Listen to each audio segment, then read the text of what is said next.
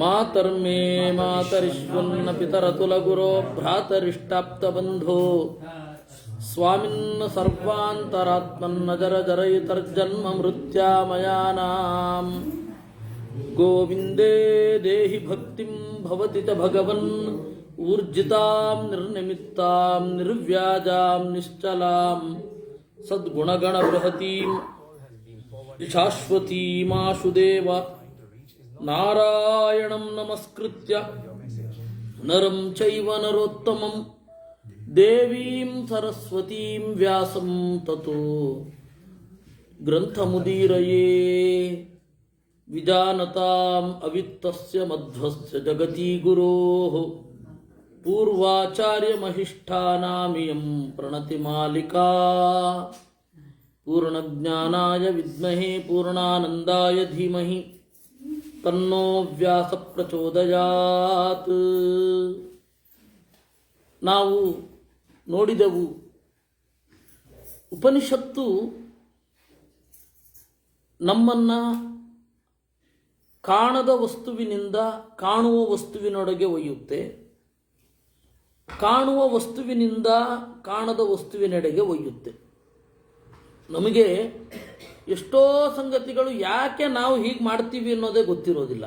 ನಮ್ಮ ಯೋಚನೆ ಯಾಕೆ, ಎಲ್ಲಕ್ಕೂ ಮೂಲಭೂತವಾಗಿ ನಮ್ಮನ್ನು ನಾವು ಯಾಕೆ ಪ್ರೀತಿಸ್ತೇವೆ ಅಷ್ಟು ಅನ್ನೋದು ಗೊತ್ತಿಲ್ಲ. ಏಕೆಂದರೆ ಜಗತ್ತಿನಲ್ಲಿ ಅವರನ್ನು ಅವರು ಉತ್ಕಟವಾಗಿ ಪ್ರೀತಿಸಿಕೊಳ್ತಾರೆ. ನಿಮ್ಮನ್ನು ದ್ವೇಷಿಸೋದು ನನ್ನನ್ನು ನಾನು ಪ್ರೀತಿಸಿಕೊಂಡದ್ದರಿಂದ. ಜಗತ್ತಿನ ಯಾವುದೇ ಸಂಗತಿಯನ್ನು ದ್ವೇಷಿಸೋದಾಗಲಿ ಪ್ರೀತಿಸೋದಾಗಲಿ ಅದು ಸೆಲ್ಫ್ ಸೆಂಟ್ರಿಕ್. ಅದು ದ್ವೇಷ ಆಗಲಿ ಪ್ರೀತಿ ಆಗಲಿ ಸೆಲ್ಫ್ ಸೆಂಟ್ರಿಕ್. ಆದರೆ ಮನುಷ್ಯನಿಗೆ ಬುದ್ಧಿ ಇದೆ. Man is most self centered animal ಅಂತ ಪಾಶ್ಚಾತ್ಯ ತತ್ವಶಾಸ್ತ್ರಕಾರರು ಹೇಳುತ್ತಾರೆ. ಮನುಷ್ಯ ಸ್ವಕೇಂದ್ರಿತ. ಯಾಕೆ ಅವನನ್ನು ಅವನು ಉತ್ಕಟವಾಗಿ ಪ್ರೀತಿಸಿಕೊಳ್ತಾನೆ? ಉಪನಿಷತ್ತು ಹೇಳುವ ತನಕ ನಮಗಷ್ಟು ಗೊತ್ತಾಗೋದಿಲ್ಲ. ಅದರಿಂದಾಗಿ ಉಪನಿಷತ್ತನ್ನೋ ಗ್ರಂಥವನ್ನೋ ಯಾಕೆ ಓದಬೇಕು? ನಮ್ಮನ್ನು ನಾವು ತಿಳ್ಕೊಳ್ಳಿಕ್ಕಾಗಿ ಓದಬೇಕು, ಅದರ ಉಪಕಾರಕ್ಕಾಗಿ ಏನಲ್ಲ. ನಮ್ಮ ಬಗ್ಗೆ ನಮಗೇ ಗೊತ್ತಿಲ್ಲದೆ ಹೋದರೆ ಎಷ್ಟು ಅಸಂಗತ ಮತ್ತು ಅಸಹ್ಯ. ಅದರಿಂದಾಗಿ ನಮ್ಮನ್ನು ನಾವು ತಿಳ್ಕೊಳ್ಬೇಕು. ನಮ್ಮನ್ನು ನಾವು ತಿಳಿದುಕೊಳ್ಳುವ ಪ್ರಯತ್ನ ಏನಿದೆ ಅದು ವೇದಾಂತದ ಚಿಂತನೆ. ನಮ್ಮನ್ನು ನಾವು ತಿಳ್ಕೊಳ್ಬೇಕಿದೆ, ಅದಕ್ಕಾಗಿ ವೇದಾಂತವನ್ನು ಚಿಂತಿಸೋದು. ಅದರ ಹಿನ್ನೆಲೆಯಲ್ಲಿ ನಮಗೆ ಐತರೇಯ ಉಪನಿಷತ್ತು ಬಹಳ ವಿಶಿಷ್ಟವಾದ ಒಳನೋಟಗಳನ್ನು ಕೊಡುತ್ತೆ. ಅದರ ಒಂದು ಹಂತ, ದೇವರು ಎಲ್ಲ ಶಬ್ದಗಳಿಂದ ವಾಚ್ಯ, ಎಲ್ಲ ಶಬ್ದಗಳೂ ದೇವರನ್ನು ಹೇಳುತ್ತವೆ. ಯಾಕೆ ಅಂದರೆ ಎಲ್ಲ ಗುಣಗಳು ದೇವರಲ್ಲಿ ಇವೆ. ಆದ್ದರಿಂದ ಯಾವಾಗ ದೇವರಲ್ಲಿ ಎಲ್ಲ ಗುಣಗಳಿವೆ ಆಗ ಎಲ್ಲ ಶಬ್ದ ದೇವರನ್ನು ಹೇಳುತ್ತೆ. ಇವಾಗ ಉದಾಹರಣೆಗೆ ಒಬ್ಬ ಎಷ್ಟು ಗುಣವಂತನಾಗಿದ್ದಾನೋ ಅಷ್ಟು ಶಬ್ದ ಅವನಿಗಿರುತ್ತೆ. ಒಬ್ಬ ಆ್ಯಕ್ಟರೂ ಆಗಿ, ಕವಿಯೂ ಆಗಿ, ಉದ್ಯಮಶೀಲನೂ ಆಗಿದ್ದಾಗ ಆ ಎಲ್ಲ ಶಬ್ದಗಳು ಅವನಿಗಿರುತ್ತೆ. ಎಷ್ಟು ಜಾಸ್ತಿ ಕ್ವಾಲಿಟಿ ಇರುತ್ತೋ ಅಷ್ಟು ಹೆಚ್ಚು ಶಬ್ದಗಳು. ದೇವರಲ್ಲಿ ಜಗತ್ತಿನ ಎಲ್ಲ ಕ್ವಾಲಿಟಿ ಇದೆ. ಆದ್ದರಿಂದಾಗಿ ದೇವರು ಎಲ್ಲ ಶಬ್ದಗಳಿಂದ ಹೇಳಲ್ಪಡ್ತಾನೆ. ಹೀಗಾಗಿ ಒಂದು ವಾಕ್ಯ ಯಾವುದರಿಂದ ಆಗಿರೋದು ಅಂತಂದರೆ ಪದಗಳಿಂದ ಆಗಿರೋದು. ಪದ ಯಾವುದರಿಂದ ಆಗಿದೆ ಅಂತ ಹೇಳಿದರೆ ಅದು ವರ್ಣಗಳಿಂದ ಆಗಿರೋದು. ಆ ವರ್ಣಗಳೇ ದೇವರನ್ನು ಹೇಳ್ತವೆ ಅನ್ನೋದು ಈ ಉಪನಿಷತ್ತಿನ ಒಂದು ಸಂದೇಶ. ತಾವಾ ಏತಾಹ ಸರ್ವಾರುಚಃ ಸರ್ವೇ ಘೋಷಾಃ ಏಕೈವ ವ್ಯಾಹೃತಿ. ಎರಡು ತರಹದ ಶಬ್ದಗಳಿದೆ, ಧ್ವನ್ಯಾತ್ಮಕ ಮತ್ತು ವರ್ಣಾತ್ಮಕ ಅಂತ. ಧ್ವನ್ಯಾತ್ಮಕ ಅಂತ ಹೇಳಿದ್ರೆ ಅನುಕರಣ ಶಬ್ದ. ಗಾಳಿಯ ಬೀಸು, ಕಡಲ ಮೊಳಗು, ಮೋಡದ ಗುಡುಗು, ಇವೆಲ್ಲ ಅನುಕರಣಾತ್ಮಕ ಶಬ್ದ. ಇದಕ್ಕೇನು ಅರ್ಥ ಅಂತ ಕೇಳಿದ್ರೆ ಏನು ಹೇಳೋದು? ನಮಗೆ ಗೊತ್ತಾಗೋದಿಲ್ಲ ಅಷ್ಟೇ. ಬ್ರಹ್ಮದೇವರು ಈ ವರ್ಣಗಳಿಂದ ಪ್ರತಿಪಾದ್ಯವಾದ ದೇವರ ಗುಣ ಏನು ಅನ್ನೋದನ್ನು ಹೇಳಬಲ್ಲರು. ಯಾಕೆ ಹೀಗೆ ಹೇಳಬೇಕು ನೋಡಿ? ಪದ ಹಾಗೂ ಪದಾರ್ಥ ಎರಡಿರುತ್ತೆ. ಪದ ಮತ್ತು ಪದಾರ್ಥ ಎರಡು. ಭಾಷೆ ಅನ್ನೋದು ನಿತ್ಯ, ವರ್ಣ ಅನ್ನೋದು ನಿತ್ಯ. ಆಂಗ್ಲರಿಗೆ ಇದು ಗೊತ್ತಾಗಲಿಲ್ಲ. ಆಂಗ್ಲರಲ್ಲಿ ಒಂದು ಪ್ರಭೇದ ಇತ್ತು ಒಂದು ಕಾಲದಲ್ಲಿ. ಅವರು ಶಬ್ದವನ್ನು ನಿತ್ಯ ಅಂದರು, ಆದರೆ ಅದನ್ನು ಚೆನ್ನಾಗಿ ಪ್ರೂವ್ ಮಾಡಲಿಕ್ಕೆ ಅವರಿಗೆ ಬರಲಿಲ್ಲ. ವರ್ಣ ನಿತ್ಯ. ಯಾಕೆಂದರೆ ನಮ್ಮ ಮುತ್ತಾತ, ಅವರ ಮುತ್ತಾತ ಯಾವ ವರ್ಣವನ್ನು ಬಳಸ್ತಾ ಇದ್ದಾನೋ ಅದೇ ವರ್ಣವನ್ನು ನಾನು ಬಳಸ್ತಾ ಇರೋದು. ಈ ವರ್ಣ ಯಾವಾಗ ಶುರು ಆಗಿದ್ದು? ಕಂಡುಹಿಡಿದವರು ಯಾರು ಈ ವರ್ಣವನ್ನು? ಯಾರೂ ಇಲ್ಲ. ಯಾಕೆ ಅಂದರೆ ಅದನ್ನು ಕಂಡುಹಿಡಿಬೇಕಾದ್ರೆ ಮತ್ತೆ ಅವನು ಯೋಚನೆ ಮಾಡಲೇಬೇಕಾಗತ್ತೆ, ಅದು ವರ್ಣವೇ ಆಗಿರುತ್ತೆ. ಈಗ ನಾನು ಎ ಅನ್ನೋದನ್ನು ಕಂಡುಹಿಡಿತೇನೆ ಅಂತ ಯಾವನು ಅಂದುಕೊಂಡಿದ್ದ? ಭಾಷೆಯನ್ನು ಯಾರೂ ಸೃಷ್ಟಿಸ್ಲಿಕ್ಕೆ ಸಾಧ್ಯ ಇಲ್ಲ.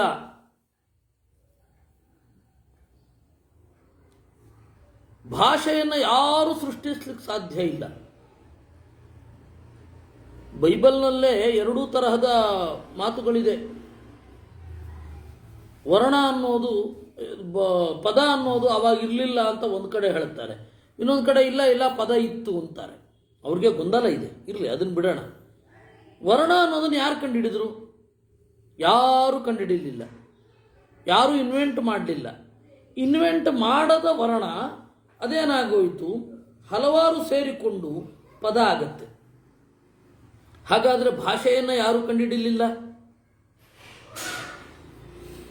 ಈ ಕನ್ನಡ ಮೊದಲಾದವುಗಳೆಲ್ಲ ಇದೆ. ಇದಕ್ಕೆ ಒಂದು ನಿಯಮಿತವಾದ ಅಸ್ತಿತ್ವ ಇದೆ. ಇದಾದಮೇಲೆ ಈ ಭಾಷೆ ಹೋಗುತ್ತೆ, ಇಂಗ್ಲೀಷು ನಾಶ ಆಗತ್ತೆ, ಆಗಿದೆ. ಕನ್ನಡವೂ ನಾಶ ಆಗತ್ತೆ, ಆಗಿದೆ. ಎಲ್ಲ ಈ ಭಾಷೆಗಳು ನಾಶ ಆಗತ್ತೆ. ಮತ್ತು ಈ ಭಾಷೆ ಬಂದದ್ರಿಂದ, ಎಲೆಕ್ಟ್ರಾನಿಕ್ ಲ್ಯಾಂಗ್ವೇಜ್ ಬಂದದ್ರಿಂದ ನಾಶವೂ ಆಗತ್ತೆ. ಅವರು ಹಳಬರು ಇಂಗ್ಲೀಷ್ ಪ್ರೊನೌನ್ಸ್ ಮಾಡೋದಕ್ಕೂ ಇಂಗ್ಲೀಷನ್ನು ಹೇಳೋದಕ್ಕೂ ಈಗ ಇವರು ಬರೆಯೋದಕ್ಕೂ ಎಂಥ ಡಿಫರೆನ್ಸ್ ಇದೆ ಅಲ್ವಾ? ಆದ್ದರಿಂದ ಈ ಭಾಷೆಗಳೆಲ್ಲ ಅನಿತ್ಯ, ವೈದಿಕ ಭಾಷೆ ನಿತ್ಯ. ಯಾಕೆ ಅಂದರೆ ಅದು ಪದಗಳ ಗುಣಗಳನ್ನು ಹೇಳುವ ಮೂಲಕ ಅದು ಅಸ್ತಿತ್ವದಲ್ಲಿರುತ್ತೆ. ಯಾವ ಭಾಷೆ ಕೇವಲ ನಾವೊಂದು ಹುಟ್ಟು ಹಾಕಿರ್ತೇವೆ ಅದು ಬೇಗ ನಾಶ ಆಗತ್ತೆ. ಯಾವುದು ಹಾಗೇ ಇರುತ್ತೆ, ದೇವರು ಈ ಪದಕ್ಕೆ ಈ ಅರ್ಥ, ಯಾಕೆ ಅಂದರೆ ಈ ಪದದ ಗುಣವನ್ನು ಹೇಳುತ್ತೆ, ಅದು ಯಾವಾಗಲೂ ಇರುತ್ತೆ. ಎಲ್ಲವೂ ಕೂಡ ದೇವರ ಗುಣಗಳನ್ನು ಹೇಳುತ್ತವೆ. ಯಾವ ಶಬ್ದ ದೇವರ ಗುಣವನ್ನು ಹೇಳುತ್ತೆ ಅದು ನಿತ್ಯವಾಗಿ ಇರುತ್ತೆ. ಯಾಕೆಂದರೆ ಪ್ರಳಯದಲ್ಲಿ ಮಡಿಕೆ ಇರಲಿಲ್ಲ, ಮನುಷ್ಯ ಇರಲಿಲ್ಲ, ಮರ ಇರಲಿಲ್ಲ, ಬೆಟ್ಟ ಇರಲಿಲ್ಲ. ಶಬ್ದ ಇತ್ತೋ ಇಲ್ವೋ? ಇರಲೇಬೇಕು. ಪದಾರ್ಥ ಇದೆ, ಪದ ಇಲ್ಲ. ಆಗತ್ತಾ? ಪದ ಮತ್ತು ಪದಾರ್ಥ ಎರಡು ಒಟ್ಟಿಗೇ ಇರಬೇಕು. ಈ ಒಂದು ಅದ್ಭುತ ಸಂಗತಿಯನ್ನ ವೇದವ್ಯಾಸರು ಬ್ರಹ್ಮಸೂತ್ರದಲ್ಲಿ ಹೇಳ್ತಾರೆ. ಸಮಾನ ನಾಮ ರೂಪತ್ವಾಚ್ಚ ಆವೃತ್ತಾವಪ್ಯವಿರೋಧ. ವೇದ ಯಾಕೆ ನಿತ್ಯ? ಹೇಗೆ ನಿತ್ಯ? ಒಂದೇ ರೀತಿಯಾದ ರೂಪ, ಅದೇ ರೀತಿಯಾದ ನಾಮ ಮತ್ತೆ ಮತ್ತೆ ಬಂದಾಗ ದೇವರಿಂದ ಆ ಶಬ್ದಗಳನ್ನು ಎಳೆದು ಅಲ್ಲಿ ಬಳಸ್ತೇವೆ. ಆ ಶಬ್ದ ಪೂರ್ತಿ ಪದಾರ್ಥ ನಾಶ ಆದಮೇಲೆ ಆ ಶಬ್ದ ದೇವರನ್ನೇ ಪ್ರತಿಪಾದನೆ ಮಾಡುತ್ತೆ. ಸಮಾಕರ್ಷ ಅಂತಂದ್ರು ಬ್ರಹ್ಮಸೂತ್ರದಲ್ಲಿ. ಅಂದರೆ ದೇವರ ಹೆಸರನ್ನ ತೆಗೆದು ಈ ಪದಾರ್ಥಕ್ಕೆ ಇಡೋದು. ಈ ಪದಾರ್ಥ ನಾಶ ಆಗಿ ಹೋಗುತ್ತೆ, ಮತ್ತೆ ಈ ಶಬ್ದ ದೇವರನ್ನೇ ಹೇಳುತ್ತೆ. ಈ ಒಂದು ಸಂಗತಿಯನ್ನು ವೇದವ್ಯಾಸರು ನಮಗೆ ಹೇಳಿದ್ರು. ಇದು ಶಬ್ದ ನಿತ್ಯ, ವರ್ಣನಿತ್ಯ ಇತ್ಯಾದಿಗಳ ತಿಳುವಳಿಕೆಯನ್ನು ಕೊಡುತ್ತೆ. ಇದರಿನ್ನೂ ಆಳವಾಗಿ ಹೋಗಬೇಕು ನಾವು, ಸದ್ಯಕ್ಕಿಷ್ಟು ಸಾಕು. ಶಬ್ದ ಅನ್ನೋದು ನಿತ್ಯ, ನಿತ್ಯವಾದ ಶಬ್ದಗಳು ದೇವರನ್ನು ಹೇಳ್ತವೆ. ಅವರು ಅದನ್ನು ಹೇಳಿದ್ರು. ತಾವಾ ಏತಾಹ ಸರ್ವಾರುಚಃ ಸರ್ವೇ ವೇದಾಹ ಸರ್ವೇ ಘೋಷಾಹ. ಗುಡುಗು, ಸಿಡಿಲು, ಮಳೆ ಬೀಳುವ ಸದ್ದು, ಗಾಳಿ ಬೀಸುವ ಸದ್ದು, ಕಡಲಿನ ಅಲೆಗಳ ಭೋರ್ಗೆರೆತ, ಎಲೆ ಬೀಳುವ ಸದ್ದು ಎಲ್ಲವೂ ದೇವರ ಗುಣಗಳನ್ನು ಹೇಳುತ್ತೆ. ಅದನ್ನು ಕೇಳಿಸ್ಕೊಳ್ಳೋರು ಒಬ್ಬರೇ, ಬ್ರಹ್ಮದೇವರು. ನಮಗೆ ಅಷ್ಟು ವಿಸ್ತಾರವಾದ ಅರಿವು ಇಲ್ಲ. ಯಾಕೆಂದರೆ ನಾವು ಬಳಸುವ ಶಬ್ದದ ಅರ್ಥವೇ ನಮಗೆ ಗೊತ್ತಿರೋದಿಲ್ಲ. ಯಾವುದೋ ರೀತಿ ಇರುವ ಶಬ್ದವನ್ನು ಹೇಗೋ ಬಳಸ್ತಾ ಇದ್ದೇವೆ. ನಾವು ಮನುಷ್ಯನಿಗೆ ಭಾಷೆ ಬರುತ್ತೆ ಅಂತ ನಮಗೊಂದು ಹೆಮ್ಮೆ, ಆದರೆ ಚೆನ್ನಾಗಿ ಭಾಷೆ ಬರೋದಿಲ್ಲ ಅನ್ನೋದು ಇದೆ. ಯಾಕೆಂದರೆ ಯಾವ ಪದವೂ ಕೂಡ ನಮಗೆ ಪರ್ಫೆಕ್ಟಾಗಿ ಇದೇ ಅರ್ಥದಲ್ಲಿ ಬಳಸಬೇಕು ಅಂತಿಲ್ಲ, ಯಾವುದೋ ಅರ್ಥದಲ್ಲಿ ಏನೋ ಬಳಸ್ತಾ ಇರ್ತೇವೆ. ಅಂದರೆ ನಮ್ಮ ಬಗ್ಗೆ ನಮಗೆ ಗೊತ್ತಿಲ್ಲ ಅಂತ ಆಯ್ತಲ್ಲ. ಅದರಿಂದಾಗಿ ವಿನೀತರಾಗಿ ಇರಿ. ಅಜ್ಞಾನದ ಬಗ್ಗೆ ಗೊತ್ತಿರಲಿ, ಗೊತ್ತಿಲ್ಲ ಅನ್ನೋದ್ರ ಬಗ್ಗೆ ಗೊತ್ತಿರಲಿ. ದೇವರು ಹೇಗೆ ಎಲ್ಲ ಶಬ್ದಗಳಿಂದ ಪ್ರತಿಪಾದ್ಯ, ಯಾಕೆಂದರೆ ಎಲ್ಲ ಗುಣಗಳನ್ನು ಹೊಂದಿದ್ದಾನೆ. ಆದ್ದರಿಂದ ಇಷ್ಟು ಸಂಗತಿಯನ್ನ ಒಳಗೊಂಡು ಏಕೈವ ವ್ಯಾಹೃತಿ ಪ್ರಾಣಯೇವ ಪ್ರಾಣ ರುಚ ಇತ್ಯೇವ ವಿದ್ಯಾತ್, ಎಲ್ಲವೂ ನಾರಾಯಣನನ್ನ ಹೇಳುತ್ತವೆ ಎಂದು ತಿಳಿಯಿರಿ. ಈ ಒಂದು ಸಂಗತಿಯನ್ನ ವಿಶ್ವಾಮಿತ್ರರು ಇಂದ್ರನ ಮುಂದೆ ಹಾಡುತ್ತಾ ಹೇಳಿದರು. ಆ ಹಾಡುತ್ತಾ ಹೇಳಿದಾಗ ಏನೊಂದು ಔಟ್ಕಮ್ ಬಂತು, 1000 ಋಕ್ಕುಗಳು, ಅದರ ಸಾರ ವಿಷ್ಣು ಸಹಸ್ರನಾಮ. ಹೀಗಾಗಿ ವಿಷ್ಣು ಸಹಸ್ರನಾಮದ ಒಂದೊಂದು ಶಬ್ದಗಳೂ ಕೂಡ 100 ಅರ್ಥಗಳನ್ನು ಒಳಗೊಂಡಿವೆ. ಇದನ್ನು ಮಧ್ವಾಚಾರ್ಯರು ಒಂದು ಸಭೆಯಲ್ಲಿ ಹೇಳಿದರು. ಆಗ ಹೇಳಿದಾಗ ಅವರಿಗೆ ಅನ್ನಿಸಿತು, ಇಲ್ಲ ಇವರೇನೋ ರೀಲ್ ಬಿಡ್ತಾ ಇದ್ದಾರೆ. ಅವರು ಹೇಳಿದರು, ನೀವು 100 ಅರ್ಥ ಹೇಳ್ರಿ ನೋಡೋಣ ಅಂದರು. ಆಚಾರ್ಯರು ಹೇಳಿದ್ದು ಹೀಗೆ: ವೇದಕ್ಕೆ 3 ಅರ್ಥ, ತ್ರ್ಯರ್ಥತಾಂ ಶ್ರುತಿಷು ವಿತ್ತದಶಾರ್ಥಂ. ಮಹಾಭಾರತದ ಒಂದೊಂದು ಶ್ಲೋಕಕ್ಕೆ 10 ಅರ್ಥ,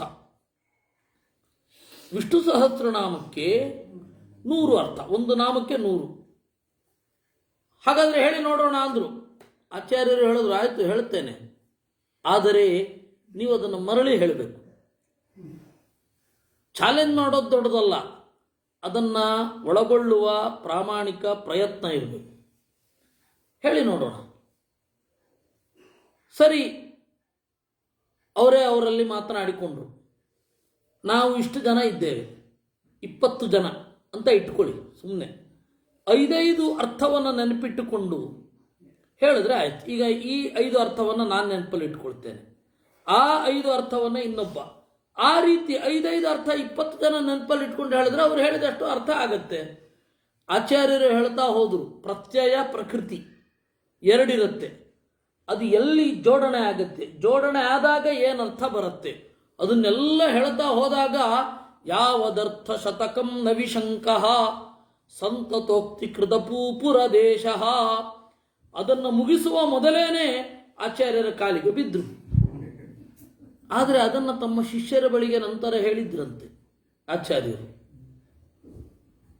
ಹಾಗೆ ಹೌದಾ, ಇದು ಇವತ್ತಿಗೆ ಯಾರಿಗಾದರೂ ಗೊತ್ತಾ ಅಂತ ಕೇಳಿದ್ರೆ, ನೀವು ನಮ್ಮ ಗುರುಗಳ ನಾಮಾರ್ಥ ಚಂದ್ರಿಕೆಯನ್ನು ನೋಡಬಹುದು. ವಿಶ್ವ ಶಬ್ದಕ್ಕೆ 120 ಅರ್ಥವನ್ನು ಮಾಡಿದ್ದಾರೆ. ಅದರಿಂದ ಭಾಷೆಯ ಒಳಕ್ಕೆ ಹೋಗೋದು ಅಂದ್ರೇನು? ನಮ್ಮ ಮನಸ್ಸಿನ ಆಳಕ್ಕೆ ಇಳಿಯೋದು ಅಂತ ಅರ್ಥ. ಭಾಷೆ ಅನ್ನೋದು ನಮ್ಮ ಎಕ್ಸ್ಪ್ರೆಷನ್. ಆದರೆ ಇವತ್ತು ಅದನ್ನು ನಾವು ಬಳಸ್ತಾ ಇದ್ದೇವೆ, ಅನುಭವಿಸ್ತಾ ಇಲ್ಲ. ಬಳಸೋದು ಬೇರೆ, ಅನುಭವಿಸೋದು ಬೇರೆ. ಬಳಸ್ತಾ ಇದ್ದೇವೆ, we are using the words, ಆದರೆ ಅದನ್ನು ಯಾವತ್ತೂ ಕೂಡ ಅನುಭವಿಸ್ತಾ ಇಲ್ಲ. ಈಗ ನಾವು ನಿರ್ಭಾವುಕ, ಎಮೋಷನ್ಲೆಸ್ ಅಂತ ಹೇಳ್ತಾ ಇದ್ದೇವಲ್ಲ, ಅದಕ್ಕೆ ಕಾರಣ ಏನು ಅಂದರೆ ಭಾಷೆಯನ್ನು ನಾವು ಬಳಸ್ತಾ ಇದ್ದೇವೆ. ಎಲ್ಲ ಕಾಲೇಜಿನಲ್ಲಿಯೂ ಅದೇ. ಯಾಕೆ ಅಪ್ಲೈಡ್ ಸೈನ್ಸಿನ ಒಂದು ಕೋರ್ಸ್ ತೆಗೆದುಕೊಳ್ಳಿ, ಯಾಕೆ ಭಾಷೆಯ ಒಳಗಡೆ ಹೋಗೋದು ಅಂತಾರೆ. ಭಾಷೆಯ ಬಗ್ಗೆ ಅಷ್ಟು ನಿರ್ಲಕ್ಷ್ಯ ಇರಬಹುದು, ಬೇರೆ ಭಾಷೆಯದ್ದು ಹಾಗಿರಬಹುದು, ಆದರೆ ದೇವ ಭಾಷೆಯದ್ದು ಹಾಗಿಲ್ಲ, ವೇದದ್ದು ಹಾಗಿಲ್ಲ, ಸಂಸ್ಕೃತ ಹಾಗಿಲ್ಲ. ಅದರಿಂದಾಗಿ ಮನುಷ್ಯ ಒಬ್ಬ ಅವನ ಆಳಕ್ಕೆ ಅವನು ಇಳಿಬೇಕು ಅಂತಂದರೆ, ಟು ನೋ ಹಿಮ್ಸೆಲ್ಫ್, ಅವನೇನು ಮಾಡಬೇಕು? ಇದರ ಪೂರ್ತಿಯಾದ ಸ್ವರೂಪವನ್ನು ಅರ್ಥ ಮಾಡ್ಕೊಳ್ಬೇಕಾಗತ್ತೆ. ಇದನ್ನ ಅವನು ಹೇಳಿದ್ದು. ಸಹಸ್ರವನ್ನ ವಿಷ್ಣು ಸಹಸ್ರನಾಮಕ್ಕೆ ತಂದು ಆಚಾರ್ಯರು ಜೋಡಿಸಿ ನೋಡಿ, ವೇದಕ್ಕೂ ಇತಿಹಾಸಕ್ಕೂ ಏನು ಸಂಬಂಧ ಇದೆ ಅಂತ ತೋರಿಸಿದರು. ಅದಿಲ್ಲೇ ಬರುವುದು. ಇದನ್ನ ಯಾವ ರೀತಿ ಚಿಂತನೆ ಮಾಡಬೇಕು ಅಂತ. ಆಮೇಲೆ ಇನ್ನು ಜೀವ ಹಾಗೂ ಜಡ ಎರಡಿದೆ. ಅಲ್ಲೆಲ್ಲೆಲ್ಲಿ ಹೇಳ್ತಾ ಇದ್ದೇನೆ ನಾನು, ಯಾಕೆಂದರೆ ಐತರೇಯ ಉಪನಿಷತ್ತನ್ನು ಪೂರ್ತಿಯಾಗಿ ಹೇಳಲಿಕ್ಕೆ ಆಗೋದಿಲ್ಲ. ಇದು ಒಂದು ಹೇಳಿ ನಾವು ಮುಂದೆ ಹೋಗ್ತೇನೆ. ಬೃಹದಾರಣ್ಯಕ ಉಪನಿಷತ್ತಿನ ಪರಿಚಯ ಮಾಡಿಸ್ತೇನೆ. ಯಾಕೆ ಈ ಪದಾರ್ಥಗಳು ಎರಡು ಭಿನ್ನ ಭಿನ್ನವಾಗಿ ಇದೆ? ಜೀವ ಬೇರೆ, ಜಡ ಬೇರೆ. ಹೇಗೆ? ಯಾಕೆ? ಸರಿ, ಜಡಕ್ಕಿಂತ ಜೀವ ಯಾಕೆ ಮಿಗಿಲು? ಅದನ್ನು ಹೇಳಿ. ಜಡಕ್ಕಿಂತ ಜೀವ ಯಾಕೆ ಮಿಗಿಲು? ಎಐ ಬಂದಿದೆ ಅಂತ ಎಲ್ಲರೂ ಹೇಳ್ತಾ ಇದ್ದಾರೆ, ಹೌದು. ಆದರೆ ಎಐಗೆ ನನಗೆ ಜ್ಞಾನ ಇದೆ ಅಂತ ಗೊತ್ತಿರಲ್ಲ. ನಮಗೆ ನಾನು ತಿಳ್ಕೊಳ್ಬೇಕು ಅಂತಿರುತ್ತೆ, ಎಐಗೆ ನಾನೇ ತಿಳ್ಕೊಳ್ಬೇಕು ಅಂತಿರಲ್ಲ. ಆ ಡಿಫ್ರೆನ್ಸ್ ಯಾವಾಗಲೂ ಇದ್ದೇ ಇರುತ್ತೆ. ಮತ್ತೆ ಎಐನ ಬಳಸೋರು ನಾವೇ ತಾನೆ. ಎಐ ನಮ್ಮನ್ನು ಬಳಸಲ್ಲ, ನಾವು ಎಐನ ಬಳಸ್ತೇವೆ. ಎಐ ಇಲ್ಲದೆಯೂ ನಾವು ಪೂರ್ಣರು. ನಾನು ಎಐ ಬಳಸಲ್ಲ, ನಾನು ನನ್ನ ಪಾಡಿಗೆ ಓದ್ತೇನೆ ಅಂತ ಹಠ ಹಿಡಿದ ನನ್ನಂಥವರು ಇದ್ದಾರೆ. ಯಾಕೆ ಅಂತಂದರೆ ಅದು ನಮ್ಮ ಎನ್ಐನ ನಾಶ ಮಾಡುತ್ತೆ. ಆರ್ಟಿಫಿಷಿಯಲ್ ಇಂಟೆಲಿಜೆನ್ಸ್ ಹೋಗಿ ನ್ಯಾಚುರಲ್ ಇಂಟೆಲಿಜೆನ್ಸನ್ನು ನಾಶ ಮಾಡುತ್ತದು. ನಾನು ಯಾಕೆ ಆ ಯಂತ್ರದ ಕೈಯಲ್ಲಿ ಯಂತ್ರವಾಗಿರಬೇಕು ಅನ್ನುವ ಈಗೋ ಒಬ್ಬನಿಗಿತ್ತು ಅಂದರೆ ಅವನು ಅದನ್ನು ಬಳಸೋಲ್ಲ ಅಲ್ವಾ? ಆದ್ದರಿಂದ ಜಡಕ್ಕೂ ಚೇತನಕ್ಕೂ ವ್ಯತ್ಯಾಸ ಇದ್ದೇ ಇದೆ, ಯಾವಾಗಲೂ ಇರುತ್ತೆ. ಸರಿ, ವ್ಯತ್ಯಾಸ ಇದೆ, ಒಪ್ಕೊಳ್ತೀವಿ. ಆದರೆ ಈ ಜಡಕ್ಕಿಂತ ಜೀವ ಯಾಕೆ ಮಿಗಿಲು? ಜಡವನ್ನು ಬಳಸ್ತಾನೆ ಜೀವ, ಆದ್ದರಿಂದಾಗಿ ಮಿಗಿಲು. ಸರಿ, ಜಡವನ್ನು ಬಳಸುವ ಹಾಗೆ ಜೀವನಿಗೆ ಅನ್ಸತ್ತಲ್ಲ? ಯಾಕೆ ಅನ್ಸತ್ತೆ? ಯಾಕಂದರೆ ಎಲ್ಲ ಶಾಸ್ತ್ರಗಳು, ವಿಶೇಷತಃ ಅಪ್ಲೈಡ್ ಸೈನ್ಸ್ ಏನಿದೆ, ಜಡವನ್ನು ಬಳಸುವ ಬಗೆಗೇ ಇರೋದಲ್ವೇ?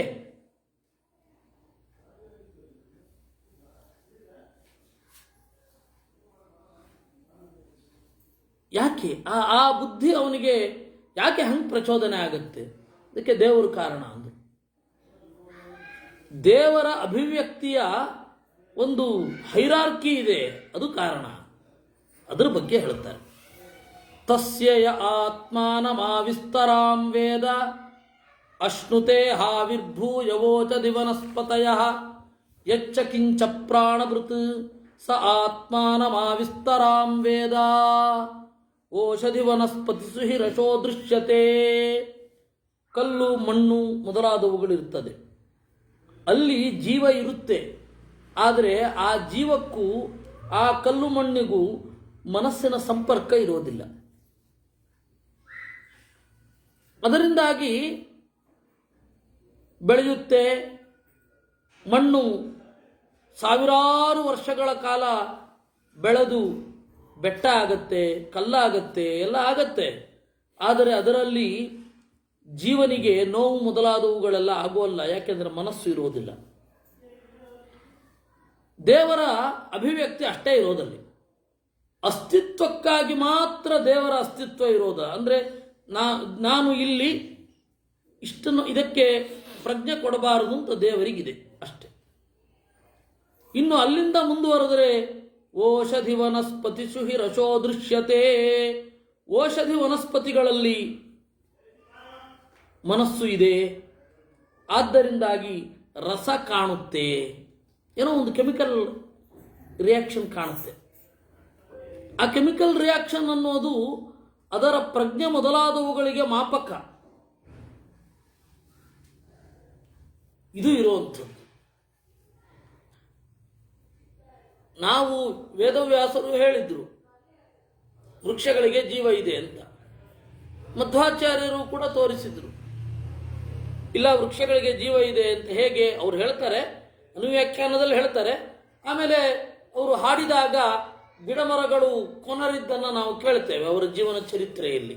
ಯಾಕೆಂದರೆ ವೃಕ್ಷಗಳಿಗೆ ಜೀವ ಇದೆ, ಅವುಗಳು ಸ್ಪಂದಿಸುತ್ತವೆ ಅನ್ನೋದನ್ನು ಆಚಾರ್ಯರು ತೋರಿಸಿದರು. ಅದನ್ನು ಜೆ.ಸಿ. ಬೋಸ್ ಕಂಡುಹಿಡಿದಿದ್ದ ಆಮೇಲೆ. ಆದರೆ ಪ್ರಾಬ್ಲಮ್ ಏನು ಅಂತಂದರೆ ವೃಕ್ಷಗಳಿಗೆ ಜೀವ ಇಲ್ಲ ಅಂತ ಹೇಳಿದವರು ಯಾರು ಅಂತ ಒಬ್ಬರು ಬೇಕಲ್ಲ. ಅವ್ರು ಯಾರು ಅಂದರೆ ಜೈನರು. ಅದಕ್ಕಿಂತ ಮೊದಲು ಕ್ರಿಶ್ಚಿಯನ್ನರು ಪ್ರಾಣಿ ಪಕ್ಷಿಗಳಿಗೆ ಜೀವ ಇಲ್ಲ ಅಂತ ಹೇಳ್ಬಿಟ್ಟಿದ್ರು ಅವರು. ಆಮೇಲೆ ಇವರು ಅದಕ್ಕಿಂತ ಬಂದರು, ಇಲ್ಲ ಇಲ್ಲ ಪ್ರಾಣಿ ಪಕ್ಷಿಯನ್ನು ಹಿಂಸೆ ಮಾಡಬಾರದು, ಗಿಡಮರಗಳಿಗೆ ಜೀವ ಇಲ್ಲ ಅಂದರು. ಆಚಾರ್ಯರು ಹೇಳಿದ್ರು ಗಿಡಮರಗಳಿಗೂ ಜೀವ ಇದೆ, ವೇದವ್ಯಾಸರು ಹೇಳಿದ್ದಾನೆ ಮತ್ತೆ ಹೇಳಿದ್ರು. ಆಮೇಲೆ ಅದು ನಂತರ ಪ್ರೂವ್ ಆಯಿತು. ಆದ್ದರಿಂದ ಔಷಧಿ ವನಸ್ಪತಿಗಳಲ್ಲಿ ರಸ ಇದೆ. ಚಿತ್ತಂ ಪ್ರಾಣಭೃತ್ಸು ಪ್ರಾಣಭೃತ್ಸುತ್ವೇವಾ ವಿಸ್ತರಾಂ ಆತ್ಮಾತೆ ಚುಹಿರತೋಪಿ ದೃಚ್ಯತೆ ನ ಚಿತ್ತಮಿತರೇಷು. ಇದರಲ್ಲಿ ಬೇರೆ ಇದರಲ್ಲೆಲ್ಲ ಚಿತ್ತ ಇರಲ್ಲ. ಆದರೆ ಚಿತ್ತ ಇನ್ನು ಮುಂದೆ ಹೋದರೆ ಓಡಾಡುವ ಪ್ರಾಣಿಗಳಲ್ಲಿ ಇರುತ್ತೆ. ಚಿತ್ತ ಗಿಡಮರಗಳಲ್ಲಿ ಪೂರ್ಣವಾಗಿರೋದಿಲ್ಲ. ಹೀಗಾಗಿ ಅದನ್ನು ಕತ್ತರಿಸಿದರೂ ಕೂಡ ಬೆಳೆಯುತ್ತೆ. ನೋವಾಗಬಹುದು, ಆದರೆ ಬೆಳೆಯುತ್ತೆ. ಕೆಲವೊಂದು ಒಣಗಿದ ಕಾಯಿ ಕೆಳಗಡೆ ಬೀಳುತ್ತೆ, ಮರ ಕೆಳಗಡೆ ಹಣ್ಣು ಕೆಳಗಡೆ ಬೀಳುತ್ತೆ ಮರದಿಂದ. ಯಾಕೆಂದರೆ ಚಿತ್ತ ಅಷ್ಟೆಲ್ಲ ವ್ಯಾಪಕವಾಗಿ ಇರಲ್ಲ. ಆದ್ದರಿಂದ ಉಪನಿಷತ್ತು ಹೇಳಿತು ರಸೋಪಿ ದೃಶ್ಯತೆ ನ ಚಿತ್ತಮಿತರೇಷು. ಪುರುಷೇತ್ವೇವಾ ವಿಸ್ತರಾಂ ಆತ್ಮ ಸಹಿ ಪ್ರಜ್ಞಾನೇನ ಸಂಪನ್ನತಮೋ ಭವತಿ. ಜೀವನಲ್ಲಿ ಪೂರ್ಣವಾಗಿ ಚಿತ್ತದ ವಿಕಾಸ ಇದೆ. ಆದ್ದರಿಂದ ಜ್ಞಾನ ಬೆಳೆಸಿಕೊಳ್ಳುವ ಯೋಗ್ಯತೆ ಪೂರ್ತಿ ಇರೋದು ಅವನಿಗೆ. ಅವನ ಒಂದು ದೈಹಿಕ ವಿನ್ಯಾಸ ಇದೆಯಲ್ಲ,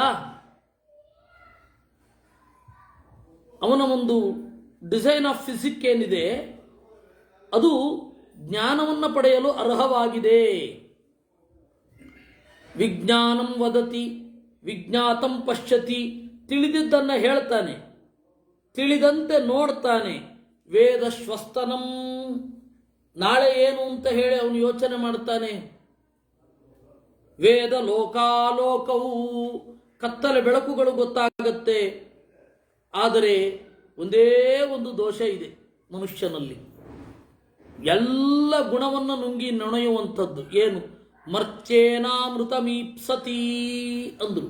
ಸಾಯುವ ವಸ್ತುವನ್ನು ಇಟ್ಟುಕೊಂಡು ಸಾಯದಂತೆ ಬದುಕಲು ಬಯಸ್ತಾನೆ. ಅದೊಂದೇ ದೊಡ್ಡ ದೋಷ. ಮರ್ತ್ಯೇನ ಅಮೃತಮೀಪ್ಸತಿ. ಈ ತರಹದ ಉಪನಿಷತ್ತಲ್ವ ನಮ್ಮನ್ನು ಎತ್ತರಕ್ಕೆ ಒಯ್ಯಬೇಕಾದದ್ದು. ಆದ್ದರಿಂದ ತೇಷಾಂ ಪಶೂನಾಂ ಅಶನಾ ಪಿಪಾತಯೇ ವಾಭಿವಿಜ್ಞಾನಂ, ಪಶುಗಳಿಗೆ ಹಸಿವು ನೀರಡಿಕೆ ಅಷ್ಟೇ ಗೊತ್ತಾಗೋದು. ನ ವಿಜ್ಞಾತಂ ವದಂತಿ, ಅವುಗಳಿಗೇನು ತೋರೋದಿಲ್ಲ, ಅವುಗಳಿಗೇನು ಅನಿಸಲ್ಲ. ಅದ್ಭುತವಾದ ಒಂದು ಸೌಂದರ್ಯವನ್ನು ನೋಡಿದಾಗ ಅವುಗಳಿಗೇನು ಅನಿಸಲ್ಲ. ನೀವು ಹುಲಿಯನ್ನು ತಗೊಂಡು ಹೋಗಿ ಜೋಗ ಜಲಪಾತದ ಮುಂದೆ ನಿಲ್ಲಿಸಿ ಏನು ಬರೋಲ್ಲ, ಏನು ಆಗೋದಿಲ್ಲ ಅವುಗಳಿಗೆ. ಸುಮ್ಮನೆ ಈ ಕವಿಗಳು ಹೇಳ್ತಾರೆ ಹಾರುತ್ತಿರುವ ಹಕ್ಕಿಗಳೇ ಅಂತೆಲ್ಲ ಸುಮ್ಮನೆ ಹೇಳ್ಬೋದು ಅಷ್ಟೇ. ಆದರೆ ಆ ಸೌಂದರ್ಯದ ಆಸ್ವಾದನೆ ಆಗೋದಿಲ್ಲ. ಸೌಂದರ್ಯದ ಆಸ್ವಾದನೆ ಆಗೋದು ಮನಸ್ಸು ವಿಕಾಸ ಆದಾಗ ಮಾತ್ರ. ದೇವರು ಈ ವಸ್ತುಗಳಲ್ಲಿ ಮನಸ್ಸಿನ ವಿಕಾಸವನ್ನು ಮಾಡೋದಿಲ್ಲ. ಯಥಾ ಪ್ರಜ್ಞಂ ಹಿ ಸಂಭವಾ, ಆದ್ದರಿಂದ ಪ್ರಜ್ಞೆಗೆ ಅನುಗುಣವಾಗಿ ನಿಮ್ಮ ಮುಂದಿನ ಜನ್ಮ.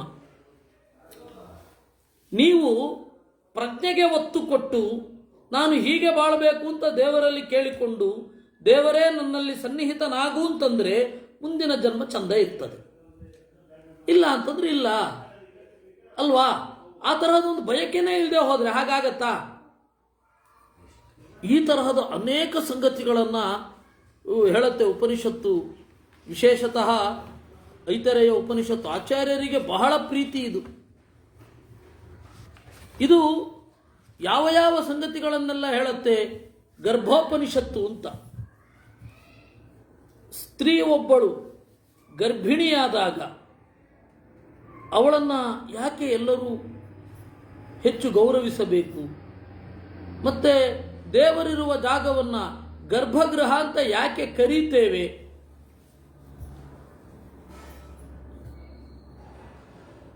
ಮಹೈತರೇಯ ಉಪನಿಷತ್ತು ಋಗ್ವೇದದ ಒಂದು ಭಾಗವನ್ನು ಕೋಟ್ ಮಾಡುತ್ತೆ. 4ನೆಯ ಮಂಡಲ, ವಾಮದೇವ ಮಂಡಲ ಅಂತ ಅದರ ಹೆಸರು. ಆ ವಾಮದೇವ ಮಂಡಲದ ವಾಮದೇವ ತಾಯಿಯ ಬಸಿರಿನ ಒಳಗಡೆ ಕುಳಿತು ನನಗೆ ಮಂತ್ರಗಳ ದರ್ಶನ ಆಗ್ತಾ ಇದೆ, ನಾನು ಬಹಳ ಕಾಣ್ತಾ ಇದ್ದೇನೆ ಅಂದ. ಅದು ಕಥೆ ಬಹಳ ವಿಚಿತ್ರವಾಗಿದೆ. ಅವನು ಬಂದು ಇಂದ್ರ ಮತ್ತು ಅದಿತಿ ಬಂದು ಕೇಳಿದ್ರು ಏನು ಹೇಗೆ ಅಂತ. ಅವನು ಏನು ಹೇಳಿದ ಅದು ದಾಖಲಾಗಿದೆ. ಎಂತೆಂಥ ಅದ್ಭುತ ಸಂಗತಿಗಳಿದೆ ಅಲ್ವಾ ವೇದದಲ್ಲಿ. ಒಳಗಡೆ ಏನು ಕಂಡ ಅವನು ಅಂತ ಇದನ್ನ ಹೇಳಿ ನನ್ನೊಳಗಡೆ ದೇವರಿದ್ದಾನೆ ಅವನು ಹೇಳೋದು. ಆ ದೇವರ ಒಳಗಡೆ ಇರುವ ಜಗತ್ತನ್ನು ನಾನು ನೋಡ್ತಾ ಇದ್ದೇನೆ ಅಂತ. ಈಗ ಹೇಳಿ, ಗರ್ಭಿಣಿಯೊಬ್ಬಳು ದೇವರನ್ನು ಹೊತ್ತಿದ್ದಾಳೆ. ಯಾಕೆಂದ್ರೆ ಒಬ್ಬ ಮನುಷ್ಯ ಹುಟ್ಟುವಾಗ ಅಥವಾ ಒಂದು ಜೀವಿ ಹುಟ್ಟುವಾಗ ಅದರ ಒಳಗಡೆ ದೇವರು ಇದ್ದಾನೆ. ಒಂದು ದೇಹ, 2 ಹೃದಯದ ಅಪೂರ್ವವಾದ ಸಂಗತಿ. ಅದಕ್ಕೆ ಗರ್ಭಿಣಿಯ ಬಯಕೆಯನ್ನು ತೀರಿಸುವುದನ್ನ ದೌಹೃದ ಅಂತಾರೆ. ದೋಹದ ಅಂತ ಕೂಡ ಕರೀತಾರೆ. ಮುಖ್ಯವಾಗಿ ದೌಹೃದ, ಗರ್ಭಿಣಿಯ ಬಯಕೆ. ಯಾಕೆಂದ್ರೆ 2 ಹೃದಯ ಒಂದು ಶರೀರದ ಒಳಗಡೆ ಇದೆ. ಸಾ ಭಾವಯಿತವ್ಯ ಭವತಿ, ಸಾ ಭಾವಯಿತ್ರಿ ಭವತಿ. ಅದರಿಂದಾಗಿ ಮನುಷ್ಯ ಸ್ತ್ರೀ ಅಲ್ಲ, ಗರ್ಭಿಣಿಯಾಗಿರುವ ಯಾವುದೇ ಹೆಣ್ಣು ಪ್ರಾಣಿಯನ್ನು ಕೊಲ್ಲಬಾರದು ಅಂತಾರೆ. ಈಗ ಬನ್ನಿ, 2 ಸಂಗತಿ ಹೇಳ್ತೇನೆ. ಪ್ರಾಚೀನ ಭಾರತದಲ್ಲಿ ಬೇಟೆ ಇತ್ತು, ಪ್ರಾಣಿ ನಾಶ ಆಗಿರಲಿಲ್ಲ. ಯಾಕೆ? ನಮ್ಗೊಂದು ಕಾಮನ್ ಸೆನ್ಸ್ ಇತ್ತು. ಹೆಣ್ಣು ಮೃಗಗಳನ್ನು ಕೊಂದ್ರೆ ಸಂತಾನೋತ್ಪತ್ತಿ ಆಗಲ್ಲ. ಅದಕ್ಕೆ ನೀವು ಏನೇ ಇದ್ರೂ ಹೆಣ್ಣು ಮೃಗವನ್ನು ಕೊಲ್ಬೇಡಿ. ಅದಕ್ಕೆ ರಾಜರೆಲ್ಲ ಬೇಟೆ ಆಡ್ತಾ ಇದ್ರು ಕೂಡ ಬೇಟೆ ಆಡ್ತಾನೇ ಇದ್ರು. ಯಾಕೆಂದ್ರೆ ಪ್ರಾಣಿಗಳೇ ಇಲ್ಲ ಅನ್ನೋ ಪರಿಸ್ಥಿತಿನೇ ಬಂದಿರಲಿಲ್ಲ. ಈಗ ನಾವು ಹಾಗಲ್ಲ, ಮಾಡಲಿಲ್ಲ. ಬ್ರಿಟಿಷ್ ಗೌರ್ಮೆಂಟ್ ಶುರು ಆದಮೇಲೆ, ಬ್ರಿಟಿಷ್ ಗೌರ್ಮೆಂಟ್ ಯಾವಾಗ ಶುರು ಆಯಿತೋ ಅವಾಗ ಆ ಕಾಮನ್ ಸೆನ್ಸೇ ಇಲ್ಲದೆ ನಡೀತು. ಅದಕ್ಕೆ ನೀವು ಬೇಕಂದ್ರೆ ವಿಲ್ ಡ್ಯುರಾಂಟನ ಪುಸ್ತಕವನ್ನು ಓದಬಹುದು. ಅವರು ಬ್ರಿಟಿಷರು ಭಾರತದ ಯಾವ ಯಾವ ವನ್ಯ ಸಂಪತ್ತು ಖನಿಜ ಸಂಪತ್ತನ್ನೆಲ್ಲ ಹಾಳು ಮಾಡಿದ್ರು ಅಂತ ಕೊಟ್ಟಿದ್ದಾನೆ. ಅಂದರೆ ಕಾಮನ್ ಸೆನ್ಸ್ ಇಲ್ಲದೆ ಹಾಳಾಗಿದ್ದವೆಲ್ಲ, ಯಾವ ಅಪರೂಪದ ಸ್ಪೀಶೀಸ್ಗಳನ್ನೇ ತೆಗೆದ್ರು ಅಂತ. ಇನ್ನು ಹಾಗೆ ನೀವು ಮುಂದೆ ಬಂದರೆ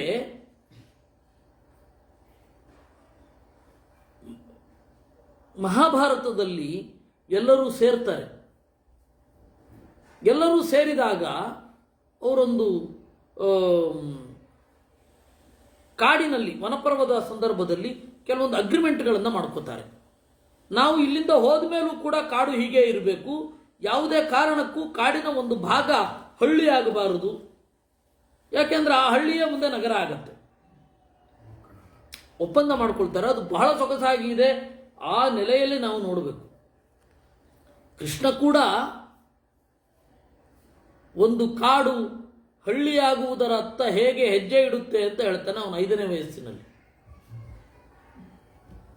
ಅದರಿಂದ ಗರ್ಭಿಣಿಯ ಮಹತ್ವ, ಅದರ ಬಗ್ಗೆ ಗರ್ಭೋಪನಿಷತ್ತು ವಿವರವಾಗಿ ಹೇಳುತ್ತೆ. ಆಮೇಲೆ ಶಾಂತಿ ಮಂತ್ರದ ಬಗೆಗೆ ವಿವರಣೆ ಇದೆ. ಆಮೇಲೆ ವಿಷ್ಣು ಅಂತನ್ನುವ ನಾಮದ ಉಪಾಸನೆ ಎಲ್ಲ ಬೇರೆ ಬೇರೆಯವರೆಲ್ಲ ಹೇಗೆ ಕಂಡ್ರು, ಅದು ಶಾಂತಿ ಮಂತ್ರ. ಅದು ವೇದದ ಅಧ್ಯಯನದ ಆರಂಭದ ಮೊದಲು ಮತ್ತೆ ಮುಗಿಸಿದ ಮೇಲೆ ಆ ಮಂತ್ರ ಹೇಳಲೇಬೇಕು. ಅದನ್ನ ಇಲ್ಲಿ ನಿರೂಪಣೆ ಮಾಡ್ತಾರೆ. ವಾಂಗ್ ಮೇ ಮನಸಿ ಪ್ರತಿಷ್ಠಿತ ಮನೋ ಮೇ ವಾಚಿ ಪ್ರತಿಷ್ಠಿತಂ ಆವಿರಾವಿರ್ಮಯೇಧಿ ವೇದಸ್ಯ ಆಣೀಸ್ಥಶ್ರುತಂ ಮೇ ಮಾ ಪ್ರಹಾತೀಹಿ ಅನೇನಾಧೀತೇನಾಹೋರಾತ್ರಾನ್ ಸಂದಧಾಮಿ ಋತಂ ವದಿಷ್ಯಾಮಿ ಸತ್ಯಂ ವದಿಷ್ಯಾಮಿ ತನ್ಮಾಮವತು ತದ್ವಕ್ತಾರಮವತು ಅವತು ಮಾಂ ಅವತು ವಕ್ತಾರಂ ಅವತು ವಕ್ತಾರಂ ಅಂತ. ಓದಿದ್ದು ನೆನಪುಳಿಯಲಿ, ನೆನಪುಳಿದದ್ದು ಒಳಗಡೆ ಬೆಳೆಯಲಿ, ಬೆಳೆದದ್ದು ನಮಗೆ ಸುಖ ನೀಡಲಿ ಅಂತ. ನಾವು ಒಂದು ಜ್ಞಾನ ಯಾಕೆ ಬೇಕು ಅಂದರೆ ಸುಖಕ್ಕಾಗಿ ಜ್ಞಾನ ಬೇಕು. ಜ್ಞಾನ ಇದೆ, ಸುಖ ಆಗ್ತಾ ಇಲ್ಲ ಅಂದರೆ ಅದು ಡೇಟಾ ಅಷ್ಟೇ. ಕಂಪ್ಯೂಟರ್ನಲ್ಲೂ ಡೇಟಾ ಇರುತ್ತೆ, ನಾವು ಡೇಟಾ ಇದ್ದೇವೆ, ನಮಗೂ ಡೇಟಾ ಉಂಟು. ಈಗ ಹೇಗೆ ಅಂತಂದರೆ ನಾವು ಏನು ನೋಡಿದ್ರೂ ಕೂಡ ಗೂಗಲಲ್ಲಿ ನೋಡ್ತೇವೆ, ನಾವು ಏನು ಬೇಕಾದರೂ ನೋಡಿಬಿಡ್ತೇವೆ ಅಂತ. ಹಾಗಾಗುವಲ್ಲ ಅದು. ಮಾಹಿತಿ ಬೇರೆ, ಮಾಹಿತಿ ಜ್ಞಾನ ಬೇರೆ. ಆ ಎಲ್ಲ ಉಪನಿಷತ್ತಿನ ಶಾಂತಿ ಮಂತ್ರಗಳಲ್ಲಿಯೂ ಕೂಡ ನಾವು ಅಧ್ಯಯನ ಮಾಡಿದ್ದು ಫಲ ನೀಡಲಿ ಅಂತ. ಶ್ರುತಂ ಮೇಮಾ ಪ್ರಹಾಸೀಹಿ ಅನೇನಾಧೀತೇನಾಹೋ ರಾತ್ರಾನ್ ಸಂದಧಾಮಿ ಅಂತ. ಹಗಲು ರಾತ್ರಿ ನಾವು ಕಲಿತ ಒಳಿತು ನಮಗೆ ಸುಖವಾಗಿ ಬದಲಾಗಲಿ ಅಂತ ಹೇಳ್ತಾರೆ. ಆದ್ದರಿಂದ ಶಾಂತಿ ಮಂತ್ರ ಉಂಟು. ಅಲ್ಲಿಂದ ಮುಂದೆ ಇದು ಬೇರೆ ಬೇರೆಯ ಸಂಗತಿಯನ್ನ, ಮತ್ತೆ ಪ್ರಾಣನ ಮಹಿಮೆಯನ್ನ, 4 ಒಂದು ಪುರುಷರನ್ನ ಹೇಳುತ್ತೆ. ನಮ್ಮ ಜೀವನದ ಇಲ್ಲಿ ದೇಹದಲ್ಲಿ ನಿಂತು ಕೆಲಸ ಮಾಡುವ ಸೂಕ್ಷ್ಮಾವಸ್ಥೆಯ ಪುರುಷರನ್ನ ಹೇಳುತ್ತೆ. ಆಮೇಲೆ ಮಾತಿನ ಒಳ್ಳೆಯ ಮಾತು, ಅದು ಮಾತು ಸುಲಭ ಅಲ್ಲ. ಮಾತಾಡ್ತೇವೆ, ಆ ಮಾತು ನಮ್ಮನ್ನು ಎತ್ತರಕ್ಕೆ ಒಯ್ಯುವಂತಹ ಮಾತಲ್ಲ. ಬರೇ ಮಾತಾಡ್ತೀವಿ, ಅದು ಬೇಕು ಇದು ಬೇಕು. ಅದು ದೇಹದ ಮಟ್ಟದಲ್ಲಿ ಮಾತಿರುತ್ತೆ. ಮನಸ್ಸಿನ ಮಟ್ಟದಲ್ಲಿ, ಆತ್ಮದ ಮಟ್ಟದಲ್ಲಿ ಆ ಮಾತು ಪರಿಣಾಮ ಆಗಬೇಕು ಅಂತಂದರೆ ಏನಾಗಬೇಕು ಅಂತ ಹೇಳಿ ಇಲ್ಲಿ ಆ ಮಂತ್ರ ಇದೆ. ಓಷ್ಠಾಪಿಧಾನಾನಕುಲಿ ದಂತೈ ಪರಿವೃತಾಪವಿಹಿ ಸರ್ವಸ್ಯೈವಾಚ ಈಶಾನ ಚಾರುಮಾಮಿ ಹವಾದಯೇತ್ ಅನ್ನುವ ಮಂತ್ರ. ಹೀಗೆ ಮಹೈತರೇಯೋಪನಿಷತ್ತಿನ ಒಂದು ಸಂಕ್ಷಿಪ್ತ ಪರಿಚಯ. ಇನ್ನು ಬೃಹದಾರಣ್ಯಕ ಉಪನಿಷತ್ತು. ಬೃಹದಾರಣ್ಯಕ ಉಪನಿಷತ್ತು ಶುಕ್ಲ ಯಜುರ್ವೇದದ ಉಪನಿಷತ್ತು. ಹಿಂದಿನ ರಾಜರೆಲ್ಲ ಅಶ್ವಮೇಧ ಯಾಗ ಮಾಡ್ತಾ ಇದ್ರು ಅಂತ ಕೇಳಿದ್ದೇವೆ. ಏನು ಹಾಗಂದ್ರೆ ಆ ಅಶ್ವಮೇಧ ಯಾಗದಲ್ಲಿ ಅವರ ಉಪಾಸನೆಯ ಮಟ್ಟ ಯಾವ ರೀತಿ ಇರ್ತಿತ್ತು. ಅಶ್ವ ಅಂದರೆ ಏನು? ನಮಗೆ ಮೇಲುನೋಟಕ್ಕೆ ಕುದುರೆ ಅಂತ ಅರ್ಥ ಆಗುತ್ತೆ. ಅಶ್ವ ಅಂದ್ರೇನು? ಕುದುರೆ. ಆದರೆ ಅಶ್ವ ಅಂದರೆ ಕುದುರೆ ಮಾತ್ರ ಅಲ್ಲ, ಕುದುರೆಯೂ ಹೌದು. ಮತ್ತೆ ಅಶ್ವ ಅಂದರೆ ಇಡೀ ರಾಷ್ಟ್ರ ಅಶ್ವ. ಅದನ್ನ ಒಯ್ಯುತ್ತಾ ಯಾಗವಾಗಿ ಯಜ್ಞವಾಗಿ ಪರಿಣಮಿಸೋದು, ತನ್ಮೂಲಕ ನಾವು ಪವಿತ್ರ ಆಗೋದು. ಮೇಧ ಅಂದರೆ ಪವಿತ್ರ ಅಂತ, ಮೇಧ ಅಂದರೆ ಯಜ್ಞ, ಅದು ಅಶ್ವಮೇಧ. ಆಮೇಲೆ ಈ ಸೃಷ್ಟಿಯಲ್ಲಿ ಯಾವ ಯಾವ ಹಂತಗಳಿದೆ? ಸೃಷ್ಟಿಯ ಆರಂಭದಲ್ಲಿ ದೇವತೆಗಳು ಹೇಗಿದ್ರು, ದೈತ್ಯರು ಹೇಗಿದ್ರು, ದೈತ್ಯರು ದೈತ್ಯರಾಗಲಿಕ್ಕೇನು ಕಾರಣ, ದೇವತೆಗಳು ದೇವತೆಗಳಾಗಲಿಕ್ಕೆ ಏನು ಕಾರಣ, ಈ ಸೃಷ್ಟಿ ಬಹಳ ಪದಾರ್ಥಗಳನ್ನು ಹೇಗೆ ಸೃಷ್ಟಿ ಮಾಡಿತ್ತು. ಉದಾಹರಣೆಗೆ ಈ ಡಾರ್ವಿನ್ ಥಿಯರಿಯನ್ನು ನೋಡಿದಾಗ 2 ಪಾಯಿಂಟ್ಗಳಿದೆ. ಒಂದು, ಡಾರ್ವಿನ್ ಥಿಯರಿಯಲ್ಲಿ ಈ ಹುಟ್ಟಿದ್ದು ಆಕಸ್ಮಿಕ, ಡಾರ್ವಿನ್ ಥಿಯರಿಯಲ್ಲಿ ಹುಟ್ಟಿದ್ದು ಆಕಸ್ಮಿಕ. ಇದೆಲ್ಲ ಯಾಕೆ ಇದೆಲ್ಲ ಹೀಗಿದ್ದಾರೆ ಅಷ್ಟೇ. ಇದಕ್ಕೊಂದು ಪರ್ಪಸ್ ಇದೆ ಅಂತ ಹೇಳಿ ಡಾರ್ವಿನ್ ಥಿಯರಿಯಲ್ಲಿ ಇಲ್ಲ. ಆದರೆ ಅವನೂ ಸೇರಿದಂತೆ, ನಾಸ್ತಿಕರು ಆಸ್ತಿಕರೂ ಸೇರಿದಂತೆ ಜೀವನಕ್ಕೊಂದು ಉದ್ದೇಶ ಇದೆ ಅಂತ ಮಾತ್ರ ಒಪ್ತಾರೆ. ಅದೇನು ಅಂತ ಪರ್ಫೆಕ್ಟಾಗಿ ಕೇಳಿದ್ರೆ ಅವ್ರ ಹತ್ರ ಉತ್ತರ ಇಲ್ಲ. ಆಸ್ತಿಕರ ಹತ್ರ ಉತ್ತರ ಇದೆ.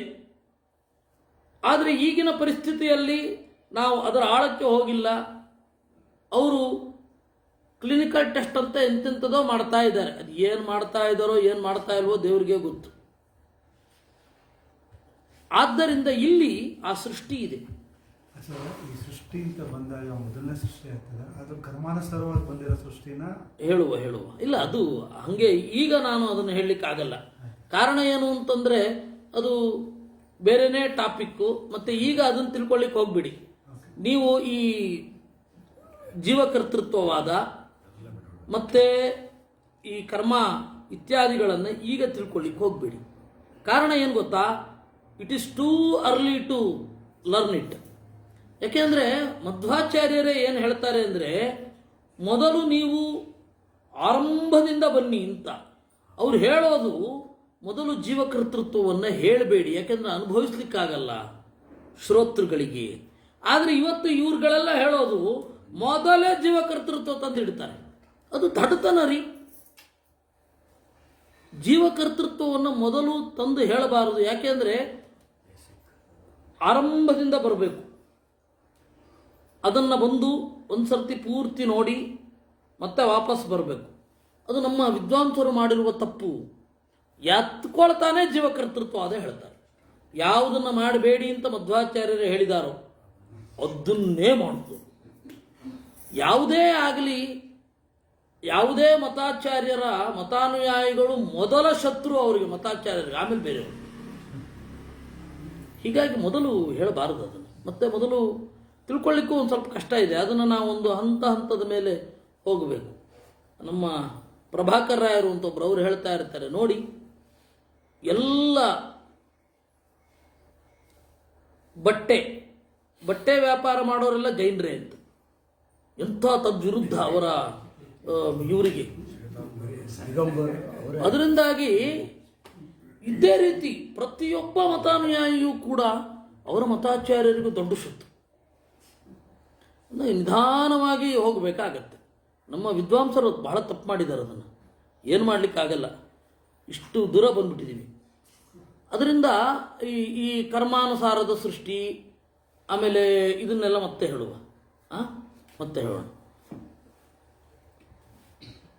ನಾನು ಕೇಳುಗರಿಗೆ ಬೈತಾ ಇಲ್ಲ. ಕಾರಣ ಏನು ಅಂದರೆ, ಅವರು ಯಾರೋ ಏನೋ ಹೇಳಿರ್ತಾರೆ.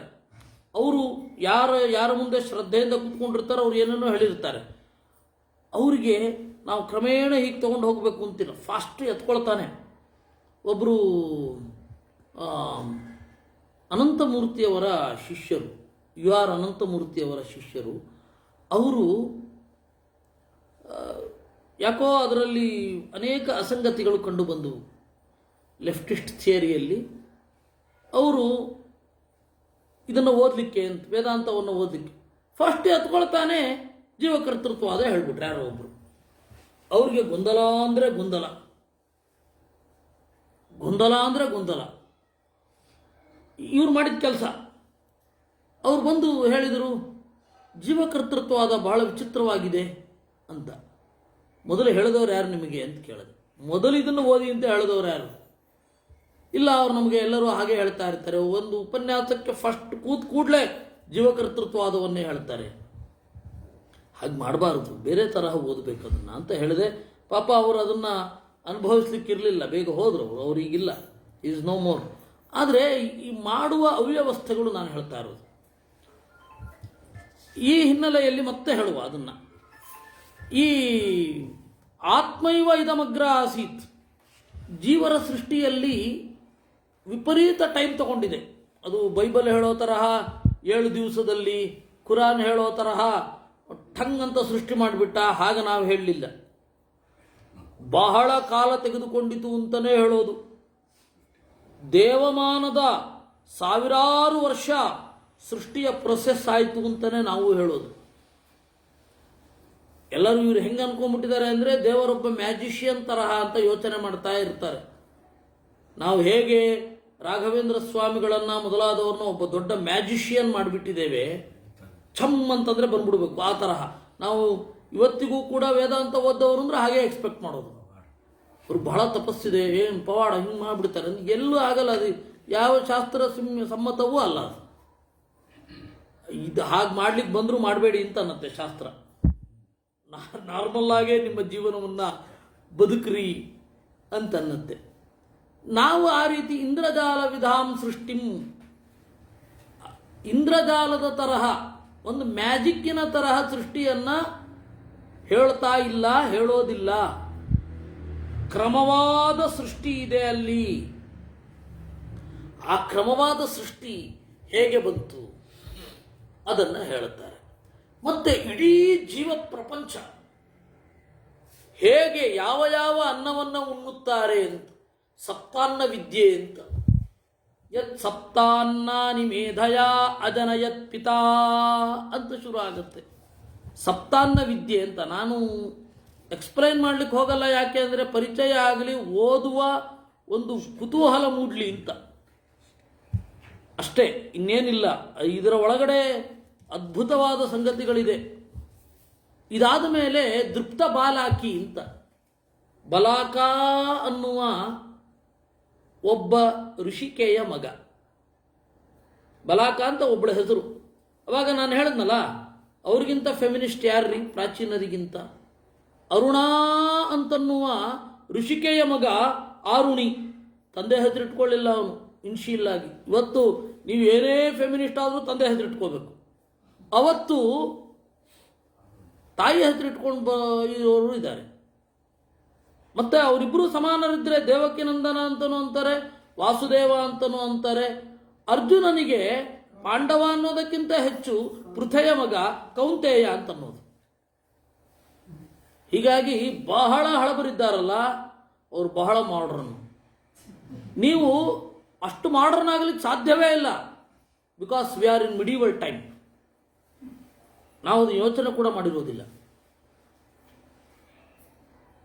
ಬಾಲಾಕಿ ಅವನು ಜನಕ ರಾಜನಿಗೆ ಉಪದೇಶ ಮಾಡಲಿಕ್ಕೆ ಹೋಗ್ತಾನೆ. ಜನಕ ಇವನಿಗಿಂತ ಬಲ್ಲವ. ಅವನ ತಪ್ಪುಗಳನ್ನು, ಉಪಾಸನೆಯ ಪ್ರಾಥಮಿಕ ಹಂತಗಳನ್ನು ತಿದ್ದುತ್ತಾ ಹೋಗ್ತಾನೆ. ಬಹಳ ಸೊಗಸಾದ ಒಂದೊಂದು ಉಪನಿಷತ್ತಿನ ಉಪಾಸನೆಗಳು ಹೇಗೆ ಇದೆ, ಶಬ್ದದಲ್ಲಿ ಹೇಗೆ ಉಪಾಸನೆ ಮಾಡೋದು, ಗಾಳಿಯಲ್ಲಿ ಹೇಗೆ ಉಪಾಸನೆ ಮಾಡೋದು, ದೇವರ ಶಕ್ತಿಯನ್ನು ಅನುಭವಿಸುವುದು ಹೇಗೆ, ಬಹಳ ಸೊಗಸಾಗಿದೆ. ಇದಾದ ಮೇಲೆ ದೇವರ 2 ಪ್ರತೀಕಗಳು, ಕಾಣುವ ಕಾಣದ, ತೋರುವ ತೋರದ ವಸ್ತುಗಳನ್ನು ಹೇಗೆ ಚಿಂತನೆ ಮಾಡಬೇಕು ಅಂತ ಹೇಳುವಂತಹ ಭಾಗ ಇದೆ. ಇದಾದ ಮೇಲೆ ಮೈತ್ರೇಯಿ ಮತ್ತು ಯಾಜ್ಞವಲ್ಕ್ಯರ ಒಂದು ಸಂವಾದ. ಮೈತ್ರೇಯಿ ಯಾಜ್ಞವಲ್ಕ್ಯರಿಗೆ ಏನು ಸಂಬಂಧ? ಹೆಂಡತಿ ಅಂತ. ಹೆಂಡತಿ ವಿವಾಹ ಪ್ರಧಾನವಾಗಿ ವಿಹಿತವಾದದ್ದು 4, 8 ತರಹ ಇದೆ, ಬೇಡದ್ದು ಇದೆ. ಅದರಲ್ಲಿ 2 ಆರ್ಷ ಮತ್ತು ಪ್ರಾಜಾಪತ್ಯ ಬ್ರಾಹ್ಮ ಅಂತ 3. ಇದರಲ್ಲಿ ಬ್ರಾಹ್ಮ ವಿವಾಹ ಅಂತ ಒಂದಿದೆ, ಅಧ್ಯಯನಕ್ಕಾಗಿ ಮದುವೆ ಆಗುವುದು. ಅವಳು ಬ್ರಹ್ಮಚರ್ಯದಲ್ಲೇ ಇರ್ತಾಳೆ. ಒಂದು ಹೆಣ್ಣು ಒಂಟಿಯಾಗಿ ನಾನು ಕೇವಲ ಅಧ್ಯಯನ ಮಾಡಿಕೊಂಡಿರ್ತೇನೆ ಅಂತಂದರೆ ಸಮಾಜ ಅವಳನ್ನು ಬಿಡಲಿಕ್ಕಿಲ್ಲ. ಆದ್ದರಿಂದ ಅದು ಎಲ್ಲೂ ಅಸಾಧ್ಯವೇ. ಅಧ್ಯಯನ ಮಾಡ್ತೇನೆ ಎನ್ನುವವರನ್ನು, ಬೇರೆ ಹಾಗೆ ಇರ್ತೇವೆ ಅಂತ ಹೊರಗಡೆ ಇರಬಹುದು, ಸಿಂಗಲ್ ಮದರ್ ಅಂತ ಹೇಳಿ ಎಲ್ಲಾದರೂ ಹೇಳ್ಕೊಳ್ಬಹುದು. ಆದರೆ ಅಧ್ಯಯನ ಮಾಡುವ ಉದ್ದೇಶ ಇದ್ದಲ್ಲಿ ಹೇಗೆ ಅಧ್ಯಯನ ಮಾಡೋದು? ಅದಕ್ಕೆ ದೈಹಿಕ ಸಂಪರ್ಕ ಇಲ್ಲ, ಆದರೆ ಕೇವಲ ಅಧ್ಯಯನ. ಈ ತರಹದ ಒಂದು ಮದುವೆ ಎಷ್ಟು ಮುಂದುವರಿದವರು ಲೆಕ್ಕ ಹಾಕಿ. ನಾವಿವತ್ತು ಮಾಡ್ರನ್ ಅಂತೇವೆ, ಟೈಮ್ ಮಾತ್ರ ಮಾಡ್ರನ್. ನಾವೇನು ಬದಲಾಗಿಲ್ಲ, ಕಾಲ ಬದಲಾಗಿದೆ, ಮನುಷ್ಯರು ಬದಲಾಗಿಲ್ಲ. ನಾವು ಉಪಯೋಗಿಸುವ ವಸ್ತುಗಳು ಜಾಸ್ತಿ ಆಗಿರೋದ್ರಿಂದಾಗಿ ನಾವು ಮಾಡ್ರನ್ ಅಂತ ನಮಗೆ. ಆವಾಗ ಮೊಬೈಲ್ ಇರಲಿಲ್ಲ, ಈಗ ಮೊಬೈಲು, ಆದರೆ ಅವಾಗ ಪ್ರಿಮಿಟಿವು, ಈಗ ಮಾಡ್ರನ್ನು. ಅಲ್ಲ ಮಾರ್ಯಾರೆ, ಬಳಸೋ ವಸ್ತು ಜಾಸ್ತಿ ಆದರೆ ಏನು ಕೋಡೇನು? ನಿಮಗೆ ಇನ್ನೂ ಡಿಪೆಂಡೆನ್ಸ್ ಇದೆ, ಆ ದೌರ್ಬಲ್ಯ ಇದೆ.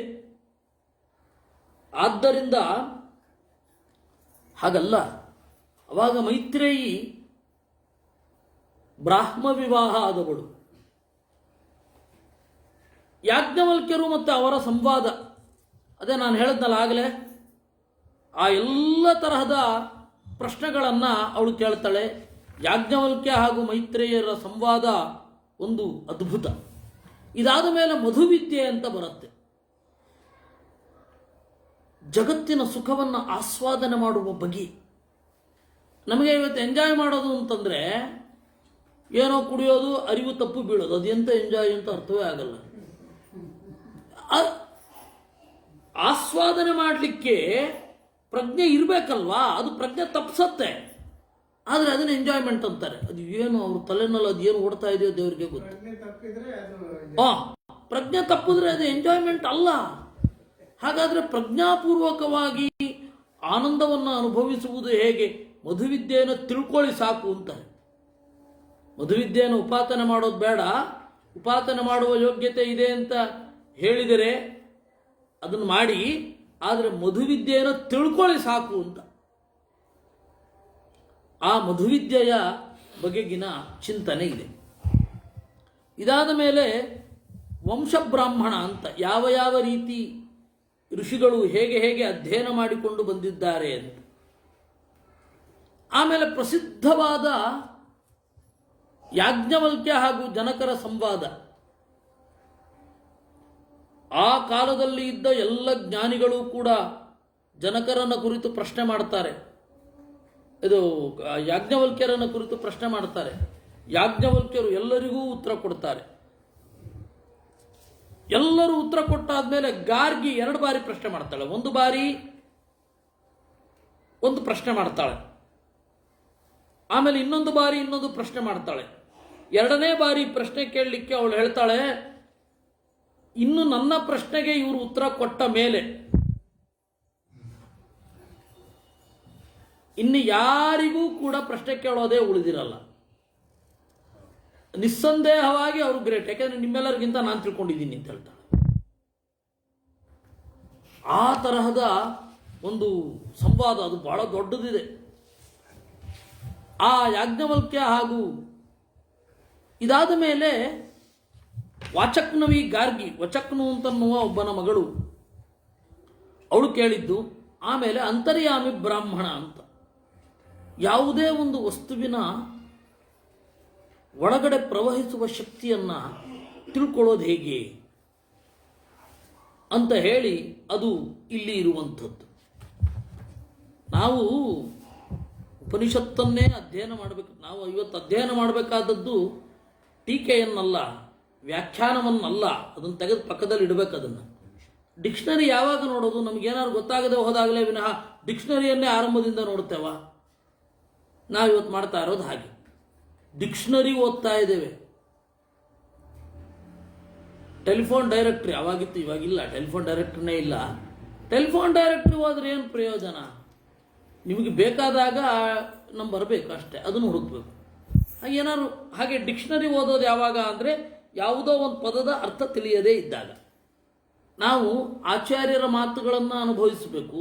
ಏನಾದರೂ ಗೊತ್ತಾಗದೆ ಹೋದಾಗ ವ್ಯಾಖ್ಯಾನ ನೋಡಬೇಕೇ ವಿನಃ ವ್ಯಾಖ್ಯಾನದಲ್ಲಿಯೇ ಜೀವನ ಸಾಗಿಸಬಾರದು. ಇದು ಯಾಕೆ ನಾನು ಹೇಳ್ತಾ ಇದ್ದೀನಿ ನೋವಿನಿಂದ ಅಂದರೆ, ಕೊಟ್ಟಿರುವ ವ್ಯಾಖ್ಯಾನ ನಮಗೆ ನಮ್ಮಂತವ್ರಿಗೆ ಅರ್ಥ ಆಗುವ ಹಾಗೆ ಇರುತ್ತೆ. ಮೂಲ ನಮಗೆ ಏನೂ ಅರ್ಥ ಆಗಲ್ಲ. ಹಾಗಾಗಿ ವ್ಯಾಖ್ಯಾನ ಮೊದಲು ಓದಿ ಆಮೇಲೆ ಮೂಲವನ್ನು ಓದಿದ್ರೆ ಸ್ವಲ್ಪನಾರು ಅರ್ಥ ಆಗುತ್ತೆ. ಪ್ರಶ್ನೆ ವ್ಯಾಖ್ಯಾನ ಮತ್ತು ಮೂಲ, ವ್ಯಾಖ್ಯಾನವನ್ನು ಓದಿ ಮೂಲವನ್ನು ಓದಿದ್ರೆ ಅರ್ಥ ಆಗುತ್ತೆ ಅಂತ. ವ್ಯಾಖ್ಯಾನ ಯಾವತ್ತೂ ಮೂಲಕ್ಕೆ ಆ ಟೈಮಿನಲ್ಲಿ ಬಂದ ಪ್ರಶ್ನೆಗಳಿಗೆ ಉತ್ತರ ಕೊಡುತ್ತೆ. ಆ ಟೈಮಿನಲ್ಲಿ ಬಂದಿರಬೇಕು ಆ ಪ್ರಶ್ನೆ. ಆ ಟೈಮನ್ನು ಮೀರಿದ ಮೇಲೆ ಯಾಕೆ ಪ್ರಶ್ನೆ ಮಾಡ್ತಾ ಆ ಪ್ರಶ್ನೆಯೇ ಬಂದಿರಲ್ಲ ನಮಗೆ. ಕೆಲವೊಂದು ಎಷ್ಟೋ ಪ್ರಶ್ನೆಗಳು ಬೇಕಾಗೇ ಇರೋದಿಲ್ಲ, ನಮಗೆ ಬರೋದೇ ಇಲ್ಲ. ಇವಾಗ ಉದಾಹರಣೆಗೆ ಮಂಗಳ ಯಾಕೆ ಮಾಡಬೇಕು ಅಂತ ಹೇಳಿ ಒಂದು ಇಷ್ಟುದ್ದ ಹೇಳ್ತಾರೆ. ವಾಸ್ತವವಾಗಿ ನಾವು ಮಂಗಳದಿಂದ ಮುಂದೆ ಹೋಗಬೇಕು. ಮಂಗಳದಿಂದ ಮುಂದೆ ಹೋಗಿ ಮಧ್ಯದಲ್ಲಿದ್ದರೆ ವಿಷಯ ಗೊತ್ತಾಗತ್ತೆ. ಅದು ಈಗ ಆಗ್ತಾ ಇಲ್ಲ. ಆದ್ದರಿಂದ ನಾನು ವ್ಯಾಖ್ಯಾನಕಾರರನ್ನು ಬೈತಾ ಇಲ್ಲ. ಮೂಲ ಓದಿ ಅರ್ಥ ಆಗದೆ ಹೋದರೆ ವ್ಯಾಖ್ಯಾನಕ್ಕೆ ಬನ್ನಿ ಅಂತ ಹಂಗೆ ಹೇಳ್ತಾರೆ. ಯಾಕೆಂದರೆ ವ್ಯಾಖ್ಯಾನವನ್ನು ಓದ್ತಾ ಮೂಲವನ್ನೇ ಮರೆತ ಮಂದಿಯನ್ನು ನೋಡಿದ್ದೇವೆ. ಆದ್ದರಿಂದ ವ್ಯಾಖ್ಯಾನಕಾರರನ್ನು ಅವರು ಸೇವೆ ಮಾಡಿದ್ದಾರೆ. ನನ್ನ ಅನುಭವ ಹರಿಕಥಾಂಸಾರ ಓದಿದ್ದು, ಮೂಲ ಓದಿದ್ರೆ ಎಲ್ಲೋ ಒಂದು ಚೂರು ಅರ್ಥ ಆಗುತ್ತೆ. ವ್ಯಾಖ್ಯಾನ ಓದಿದಾಗ ಸಂಕರ್ಷಣ ಹೊಡೆಯೋದು ಸುಮಾರು ಅರ್ಥ ಆಯಿತು ಅಂತ ಅನಿಸುತ್ತೆ. ಅಲ್ಲ, ಹೌದು. ಆದರೆ ನೀವು ಹರಿಕಥಾಮೃತ ಸಾರವೂ ಕೂಡ ಅದು ಬೇರೆ ಒಂದರ ಸಂಗ್ರಹ. ಆದ್ದರಿಂದ ನೀವು ಆ ಉಪನಿಷತ್ತಿಗೆ ಹೋದರೆ ಅದು ಅನುಭವ ಆದಾಗ ಅದು ಆನಂದ ನೀಡುವಷ್ಟು ವ್ಯಾಖ್ಯಾನದೊಟ್ಟಿಗೆ ಬಂದರೆ ಬರೋಲ್ಲ. ಯಾಕೆಂದರೆ ವೇದಕ್ಕೆ ಯಾವುದು ವ್ಯಾಖ್ಯಾನವೇ ಇಲ್ಲ. ವೇದಕ್ಕೆ ವ್ಯಾಖ್ಯಾನ ಇಲ್ಲ. ಆಚಾರ್ಯರದ್ದು 40 ಸೂಕ್ತಗಳಿಗಿದೆ. ವೇದ ಓದೋದು ಬೇಡವ ಮುಂದಿನದ್ದು? ನಾವು ವೇದ ಓದ್ತಾ ಇಲ್ಲ ಈಗ. ಆ ರೀತಿ ಎಲ್ಲವೂ ಆಗಿದೆ. ಇವಾಗ ಬೃಹದಾರಣ್ಯಕೋಪನಿಷತ್ತಾಗಲಿ, ಐತರೇಯೋಪನಿಷತ್ತಾಗಲಿ, ಬ್ರಾಹ್ಮಣಾರಣ್ಯಕಗಳನ್ನಾಗಲಿ ನಾವು ಓದ್ತಾ ಇಲ್ಲ. ಆಮೇಲೆ ಎಲ್ಲಕ್ಕಿಂತ ಮುಖ್ಯವಾಗಿ ನಮಗೆ ಬೇಕಾದದ್ದು ಈಗ ಷೋಡಶ ಸಂಸ್ಕಾರಗಳು. ಮದುವೆ ಯಾಕೆ ಮಾಡ್ಕೊಳ್ತಾ ಇದ್ದೇವೆ? ಮದುವೆಯಲ್ಲಿ ಏನು ಮಂತ್ರಗಳಿದೆ, ಆ ಮದುವೆ ಮಂತ್ರಗಳನ್ನು ವರ ಮತ್ತು ವಧು ಯಾವಾಗ ಹೇಳಬೇಕು ಅದು ಗೊತ್ತೇ ಆಗ್ತಾ ಇಲ್ಲ. ಅದೆಲ್ಲವನ್ನು ಪುರೋಹಿತರು ಹೇಳ್ತಾ ಇದ್ದಾರೆ ಈಗ. ಅಲ್ಲಿರುವ ಪ್ರಮಾಣ ವಚನ ತಗೊಳ್ಳೋದು ಯಾರು ತಗೊಳ್ಳೋದು? ನಮಗೆ ಅಜ್ಞಾನದಿಂದ ಆಗಿರೋ ಪ್ರಾಬ್ಲಮನ್ನು ನಾನು ಹೇಳ್ತಾ ಇರೋದು. ಈಗ ವಧೂವರರು ಹೇಳಬೇಕಾ ನಾವಿಬ್ಬರು ಮುಂದೆ ಮಕ್ಕಳನ್ನು ಹೊಂದೋಣ ಅಂತ? ಪುರೋಹಿತ ಹೇಳೋದು ಇವರು ಹೊಂದಬೇಕಾ? ಅದಕ್ಕಾಗಿ ನಾನು ಓದಬೇಕಾದದ್ದನ್ನು ಓದಬೇಕು. ಅಲ್ಲ, ಅದೇ. ಆದ್ದರಿಂದ ಅದರಲ್ಲಿ ಇಲ್ಲಿ ಇರೋ ಸಮಸ್ಯೆ ಏನು ಅಂದರೆ ಟೆಕ್ಸ್ಟಿನ ಸಮಸ್ಯೆ. ನಾವು ಯಾವ ಸಮಾಜದ ಮುಂದೆ ಯಾವ ಟೆಕ್ಸ್ಟನ್ನು ಇಡಬೇಕು ಅನ್ನೋದರಲ್ಲಿಯೇ ಎಲ್ಲರೂ ವಿಫಲರಾಗಿದ್ದಾರೆ ಅಂತ ನಾನು ಹೇಳ್ತಾ ಇರೋದು. ಮತ್ತೇನೂ ಇಲ್ಲ. ನನಗೆ ಇವಾಗ ನಾಮಕರಣದ ಸಂಸ್ಕಾರವನ್ನು ಒಬ್ಬ ತಂದೆ 10 ನಿಮಿಷ ಸಾಕು. ಹಿಂದಿನ ದಿವಸ ಅಧ್ಯಯನ ಮಾಡಿದರೆ 10 ನಿಮಿಷ ಏನಿದೆ ಇಲ್ಲಿ, ನಾನು ಏನು ಹೇಳಬೇಕು? ಅನ್ನಪ್ರಾಶನದ ಹಿಂದಿನ ದಿವಸ ಸಂಸ್ಕಾರ, ಉಪನಯನ ಆಗುವಾಗ ಆ ಮಂತ್ರಗಳು ಏನು ಹೇಳುತ್ತೆ ಅಂತ ತಿಳ್ಕೊಂಡ್ರೆ ಸಾಕು. ಅದು ತಿಳ್ಕೊಂಡ್ರೆ ಬ್ಲೈಂಡ್ ಆಗಿ ಮಾಡ್ತಾ ಇದ್ದೀವಿ ಅಂತ ಅಷ್ಟೇ. ಅದೆಲ್ಲ ನಮ್ಗೆ ಏನು ಸಮಸ್ಯೆ ಬಂದಿದೆ ಅಂತಂದ್ರೆ, ಒಂದು ಪುಸ್ತಕ ಸಿಕ್ಕರೆ ಅದು ತಗೊಂಡು ಹೋಗ್ಬೇಕು. ಆ ಥರ ಪುಸ್ತಕಗಳು ಸಿಗ್ತದೆ. ಇಲ್ಲ, ಇದೆ ಇದೆ ಇದೆ ಆ ಥರದ್ದಿದೆ. ನಾವು ಮುಂಚೆ ಮಾಡಕ್ಕೆ ಹೊರಟಿದ್ದೀವಿ. ದಯವಿಟ್ಟು ಆ ಪುಸ್ತಕದ ಹೇಳಿದ್ರೆ ನಾನು ಆಗಲಿ ಅದು ಮುಂಜೆ ಎದ್ದಿದೆ. ಅದು ಇಲ್ಲ ಅಂತಂದರೆ ಹೇಳುವ, ಅದಲ್ಲ. ಅಂದರೆ ಆ ಪುಸ್ತಕ ನಿಮಗೆ ತೃಪ್ತಿ ಆಗಲಿಲ್ಲ ಅಂದರೆ ಹೇಳುವ, ಉಂಟು. ಆದರೆ ನಾವು ಅದನ್ನು ಸಮಾಜದ ಮುಂದೆ ಹೆಚ್ಚು ಮಾಡಬೇಕಾಗಿದ್ದು ಅದನ್ನು ಹೇಳ್ತಾ ಇರೋದು. ಆಮೇಲೆ ಇಲ್ಲಿಗೆ ಬಂದ್ರಾಯ್ತು. ಆ ತರಹದ ಸಂಗತಿಗಳನ್ನು ಇಟ್ಕೊಂಡು ಇಲ್ಲಿಗೆ ಬಂದ್ರಾಯ್ತು. ಆಮೇಲೆ ಈ ದೇವತಾ ಮೀಮಾಂಸೆ ಬರುತ್ತೆ ಬೃಹದಾರಣ್ಯಕ ಉಪನಿಷತ್ತಿನಲ್ಲಿ. ಎಲ್ಲ ದಿಕ್ಕುಗಳಲ್ಲಿ ಯಾವ ರೀತಿ ದೇವತೆಗಳನ್ನು ಚಿಂತನೆ ಮಾಡಬೇಕು ಅಂತ ಬರುತ್ತೆ. ವಿದಗ್ಧ ಶಾಕಲ್ಯ ಅಂತ ಒಬ್ಬ ಜ್ಞಾನಿ ಇದ್ದಾನೆ ಅಂತ ಗೊತ್ತಿದ್ರೂ ಅವನನ್ನು ಕೇವಲ ಸೋಲಿಸುವ ಸಲುವಾಗಿ ಪ್ರಶ್ನೆ ಹಾಕಿದ ಶಾಕಲ್ಯ ಅಲ್ಲೇ ಸತ್ತು ಹೋಗ್ತಾನೆ. ಅವಾಗ ಆಚಾರ್ಯರು ದೇವತೆಗಳು ಅಂತ ಗೊತ್ತಾದ ಮೇಲೆ ಪ್ರಶ್ನೆ ಅಂದರೆ ಅವರನ್ನು ಸೋಲಿಸಬೇಕು ಅನ್ನೋ ದೃಷ್ಟಿಯಿಂದ ಪ್ರಶ್ನೆ ಹಾಕಬಾರದು, ವಿಷಯ ತಿಳ್ಕೊಳ್ಬೇಕು ಅಂತನ್ನುವ ದೃಷ್ಟಿಯಿಂದ ಪ್ರಶ್ನೆ ಹಾಕಬಹುದು ಅಂತ ಹೇಳ್ತಾರೆ. ಆಮೇಲೆ ಮತ್ತೆ ಜನಕ ಹಾಗೂ ಯಾಜ್ಞವಲ್ಕ್ಯರ ಸಂವಾದ ಮುಂದುವರಿಯುತ್ತೆ. ಇದು ಎಷ್ಟೋ ದಿವಸಗಳು ಮುಂದುವರೆದಿದ್ದು, ಹಲವಾರು ತಿಂಗಳ ಕಾಲ ಮುಂದುವರೆದದ್ದು.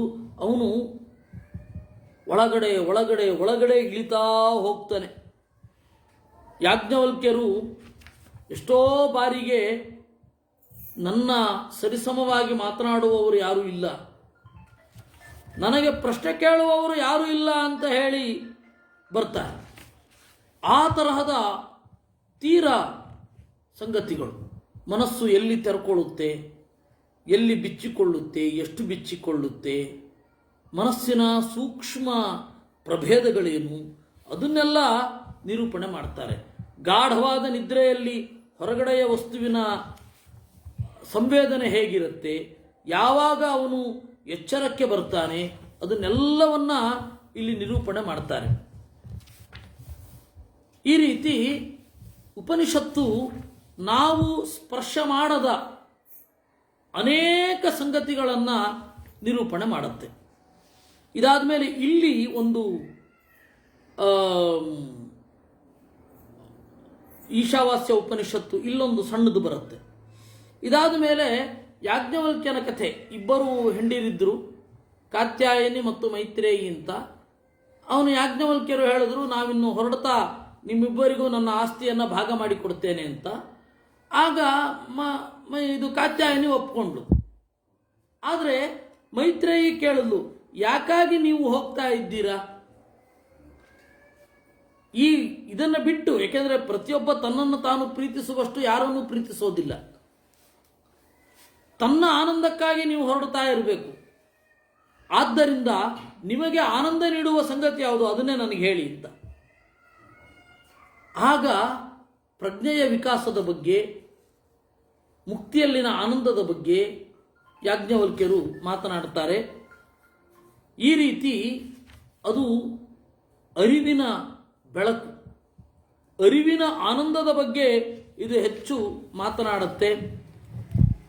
ಈ ತರಹದ ಉಪನಿಷತ್ತು, ಇದನ್ನು ಕ್ಷತ್ರಿಯರು ಪ್ರಧಾನವಾಗಿ ಅಧ್ಯಯನ ಮಾಡ್ತಾ ಇದ್ರಂತೆ ಆಗ. ಆಮೇಲೆ ಪಂಚಾಗ್ನಿ ವಿದ್ಯೆ ಅಂತ, ನಮ್ಮ ಅನುಭವಕ್ಕೆ ಬರುವ 5 ತರಹದ ಅಗ್ನಿಗಳು ಯಾವುದು, ಅಲ್ಲಿ ಜಗತ್ತಿನಲ್ಲಿ ಜೀವರು ಎಲ್ಲರೂ ಇದ್ದಾರೆ, ಹುಟ್ಟುತ್ತಾ ಹುಟ್ಟುತ್ತಾ ಯಾಕೆ ತುಂಬಿ ಹೋಗೋದಿಲ್ಲ? ಎಷ್ಟೇ ಡೆನ್ಸಿಟಿ ಆಫ್ ಪಾಪ್ಯುಲೇಷನ್ ಅಂತ ಹೇಳಿದ್ರೂ ಕೂಡ ಒಂದು ಹಂತದಲ್ಲಿ ದೊಡ್ಡ ನ್ಯಾಚುರಲ್ ಡಿಸಾಸ್ಟರ್ಸ್ ಆಗಿ ಎಲ್ಲ ನಾಶ ಆಗಿ ಹೋಗುತ್ತೆ, ಮತ್ತೆ ಖಾಲಿಯಾಗತ್ತೆ, ಮತ್ತೆ ತುಂಬತ್ತೆ. ಯಾಕೆ ಇದು? ಈ ತರಹದ ತೀರಾ ಬೇಸಿಕ್, ನಮಗೆ ಉತ್ತರ ಗೊತ್ತಿರದ, ಪ್ರಶ್ನೆ ಮಾಡಬೇಕು ಅಂತಲೂ ಗೊತ್ತಿರದ ಸಂಗತಿಗಳನ್ನು ಇದು ಹೇಳುತ್ತೆ. ಈ ತರಹ ಹೇಳಿ ಮತ್ತೆ ವಂಶಬ್ರಾಹ್ಮಣದೊಂದಿಗೆ ಬೃಹದಾರಣ್ಯಕ ಉಪನಿಷತ್ತು ಮುಗಿಯುತ್ತೆ. ಇನ್ನು ನೆಕ್ಸ್ಟ್ ಇರೋದು ಛಂದೋಗೋಪನಿಷತ್ತು, ಸಂಗೀತದ ಉಪನಿಷತ್ತು. ಪ್ರಕೃತಿಯಲ್ಲಿ ಯಾವ ರೀತಿ ಗೀತೆ ಇದೆ, ಆ ಗೀತೆಯನ್ನು ಗ್ರಹಿಸುವ ಸಂಸ್ಕಾರ ಬೆಳೆಸ್ಕೊಳ್ಳೋದು ಹೇಗೆ, ಅದರಿಂದ ನಾವು ಯಾವುದನ್ನು ಗ್ರಹಿಸಬೇಕು ಇತ್ಯಾದಿಗಳನ್ನೆಲ್ಲ ಹೇಳುತ್ತೆ. ಹೀಗೆ ಬೃಹದಾರಣ್ಯಕ ಉಪನಿಷತ್ತನ್ನು ಒಂದು ಸ್ಥೂಲ ನೋಟ, ಒಂದು ಬಿಂದುವನ್ನು ನಿಮ್ಮ ಮುಂದೆ ತೋರಿಸಿದ್ದೇನೆ. ಛಂದೋಗೋಪನಿಷತ್ತನ್ನು ಮುಂದೆ ನೋಡೋಣ. ಕೃಷ್ಣಾರ್ಪಣಮಸ್ತು.